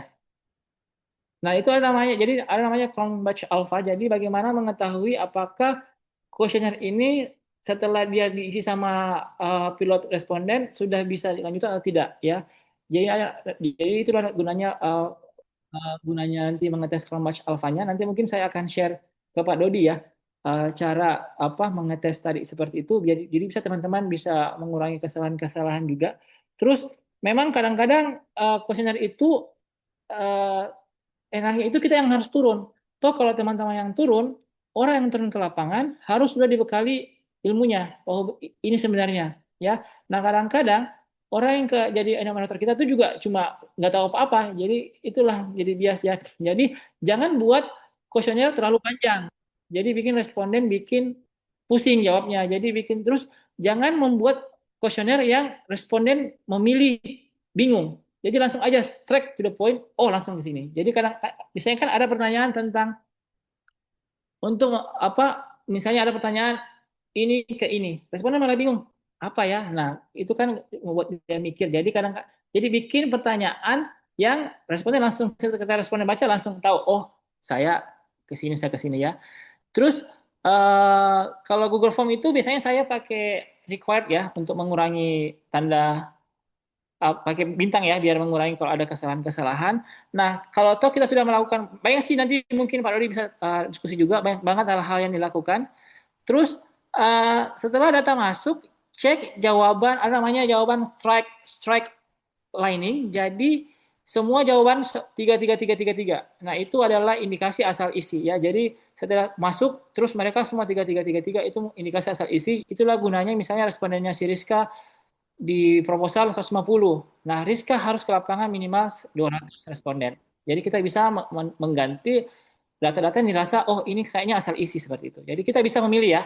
Oke, jadi misalnya kalau sudah ada 3, 5, 5, 5, 5 itu asal isi ya. Sebenarnya ini skill kita ya. Intinya kalau bisa, jangan kita yang langsung ke lapangan mewawancarai dan mengisinya untuk memastikan itu bagus.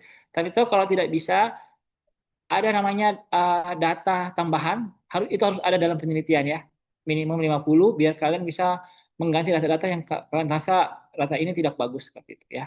Itu ya tadi ya. Siapa tadi Rizka yang nanya ya? Bukan. Siapa ya? Ya, Putri Rizka ya. Terus tadi Fani lagi ya. Waduh. Fani lagi ya. Apa ada urutan ideal fenomena terbalik ya, Pak Fani ya. Jadi fenomena terbalik contohnya misalnya sebenarnya ini adalah skill writing kita ya Fani ya. Mungkin cara saya menulis sama cara Fani menulis pasti totally different. Jadi bagaimana Fani menulis. Tapi kalau saya sistemnya I'm straight to the point. Saya tidak mau bertele-tele ya. Saya misalnya tema saya tentang ini ya. Saya langsung ini secara global ya. Terus misalnya fenomena nasional dulu, bagaimana, terus globalnya, bagaimana, lokalnya misalnya tadi di Merauke ya. Di Merauke bagaimana, terus langsung ke setelah fenomena lokalnya kita ke fenomena spesifiknya, objek penelitiannya. Jadi ini sudah masuk ke lapangan nyata, contohnya misalnya UMKM-nya, platform e-commerce-nya. Terus setelah kita ke fenomena spesifik objek penelitian, kita ke masalah inti, ke core problem-nya. Ini bagian paling penting, contohnya misalnya kita sudah muncul lah rendahnya research intention, kurangnya trust, kualitas tidak konsisten dan sebagainya. Nah, setelah masalah inti muncullah namanya gap penelitian atau urgensi penelitian. Jadi apa yang belum diteliti, kita perlu diteliti dan mengapa penting meneliti ini. Situ sudah muncul ya. Jadi kalau saya ulangi sekali lagi, kalau menurut saya sih Fani, fenomena global dulu paling umum, terus fenomena mungkin bisa nasional atau lokal. Setelah fenomena lokal, sudah dikasih fenomena, muncullah semua fenomena spesifik objek penelitiannya, ya. Jadi objeknya apa, itu yang kita kasih masuk semua. Ini loh permasalahannya. Nah, setelah muncul fenomenanya, kita kasih masalah intinya, core problemnya apa sebenarnya dari fenomena-fenomena tadi. Nah, setelah muncul masalahnya, Fani bisa masukkan gap penelitian dan urgensinya, ya. Setelah gap baru muncul tujuannya, baru terakhir. Maka dari itu peneliti ingin melakukan penelitian bla bla bla bla, ya. Sebenarnya latar belakang itu gampang, tapi yang susah itulah mencari gap tadi, ya. Itu paling susah. Jadi the more you read, the more you can find the gap of your research, ya. Jadi membaca Fani, ya. Terus tadi saya sangat tertarik dengan Fani terkait apa itu state of the art dan gap research. Yes, ini saya sedikit bagi pembeda. Jadi perbedaannya sangat simpel, Fani. Dari aspek fokus, kalau state of the art itu fokus kepada apa yang sudah ada. Jadi apa yang sudah ada, kalau research gap, apa yang belum ada. Oke. Terus kalau sifatnya, kalau state of the art itu sifatnya kondisi terkini keilmuan kita. Terus kalau ke research gap, kekurangan penelitian kita apa? Kekurangan penelitian terdahulunya apa? Itu yang dibaca, ditulis, ya. Terus kalau fungsinya, kalau state of the art itu menunjukkan perkembangan yang ada. Jadi ada loh perkembangan teknologi, bla bla bla bla bla. Nah, sedangkan research gap itu menunjukkan kebutuhan penelitian. Aduh, penelitian ini butuh ini, bla bla bla bla, karena tadi, ya. Terus isinya kalau di state of the art itu tren, hasil terbaru. Kalau state of the art, sedangkan kalau research gap celah dan keterbatasan riset, ya, Fani, ya.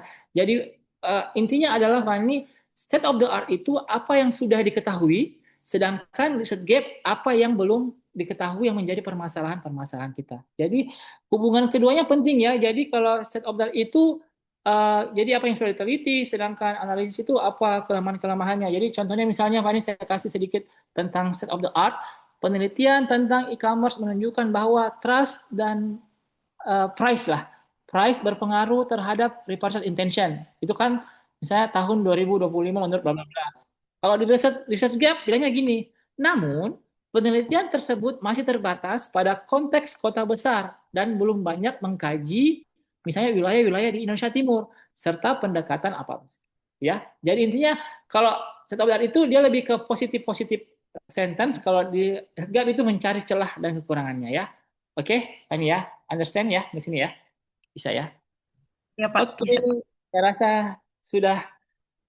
Mungkin masih Pak Dodi mana nih? Pak Dodi sudah Mas mau pulang Arga? juga. Tidak dong, masih di sini.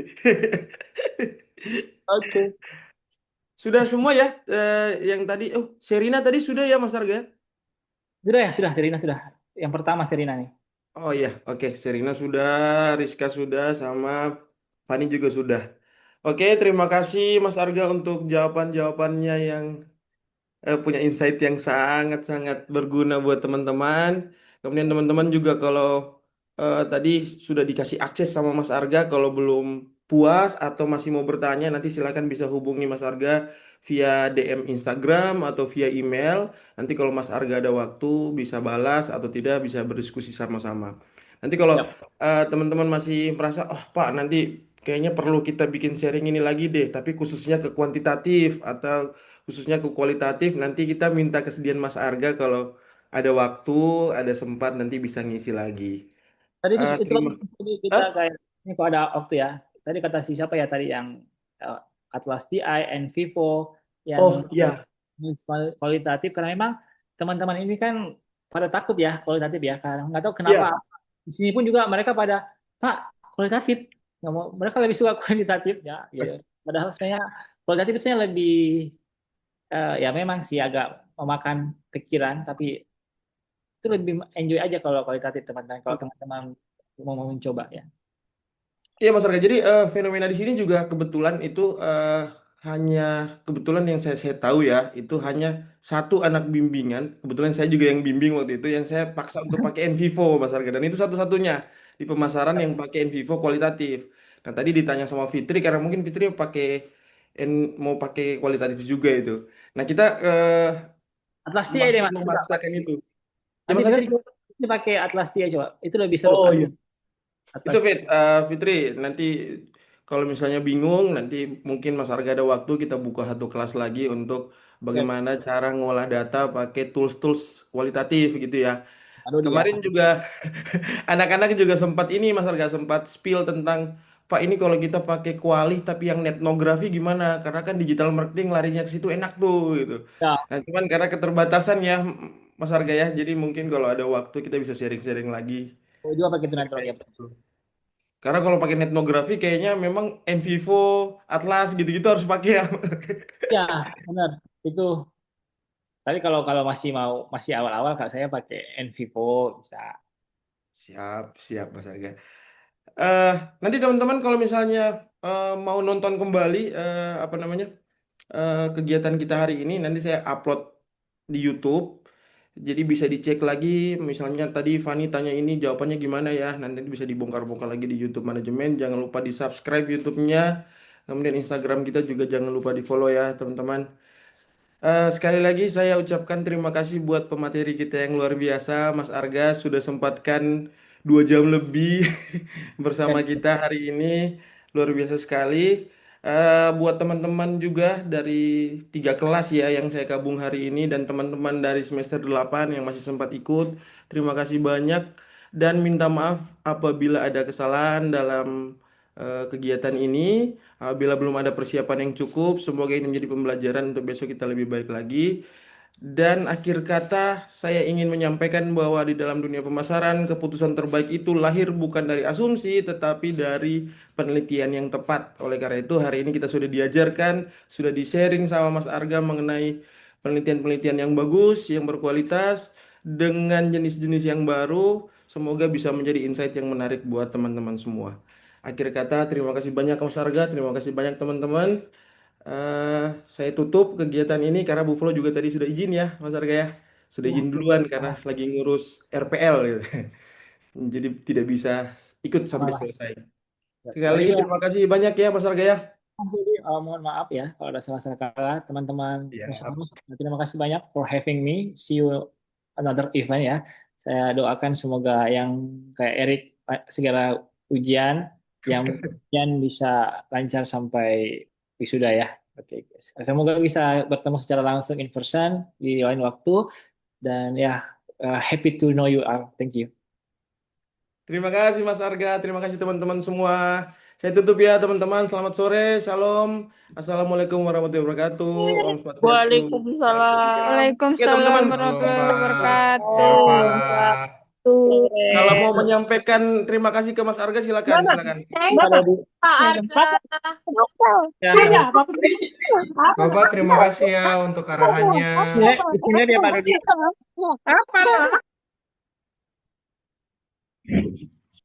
Oke, guys. Ya, Thank you. Bapak terima kasih banyak Luar ya biasa. untuk Oke, Rik, seminarnya, semangat. Pak. Iya. Oke, Pak. Pak, itu berarti kita bisa ini ya, diskusi dengan Pak Arga kalau misalnya Iya, bisa. Sebentar, lewat sebelum pada keluar sebentar. Nanti saya kirimkan ini ya, saya kirimkan apa namanya? Absen. Nanti silakan absen teman-teman untuk dapat sertifikat. Oke? Jadi buat Oke, teman-teman Pak. yang sudah Oke, terlanjur Pak. bayar tolong dikasih tahu. Oke, good. Oke, Pak. Siap. Thank Oke, you, Pak. mari teman-teman semua. Dah. Oke, Pak. Dah. Dah, Bapak Makasih, Pak. Dot. Tuhan Terima berkati. kasih, Bapak Dodi.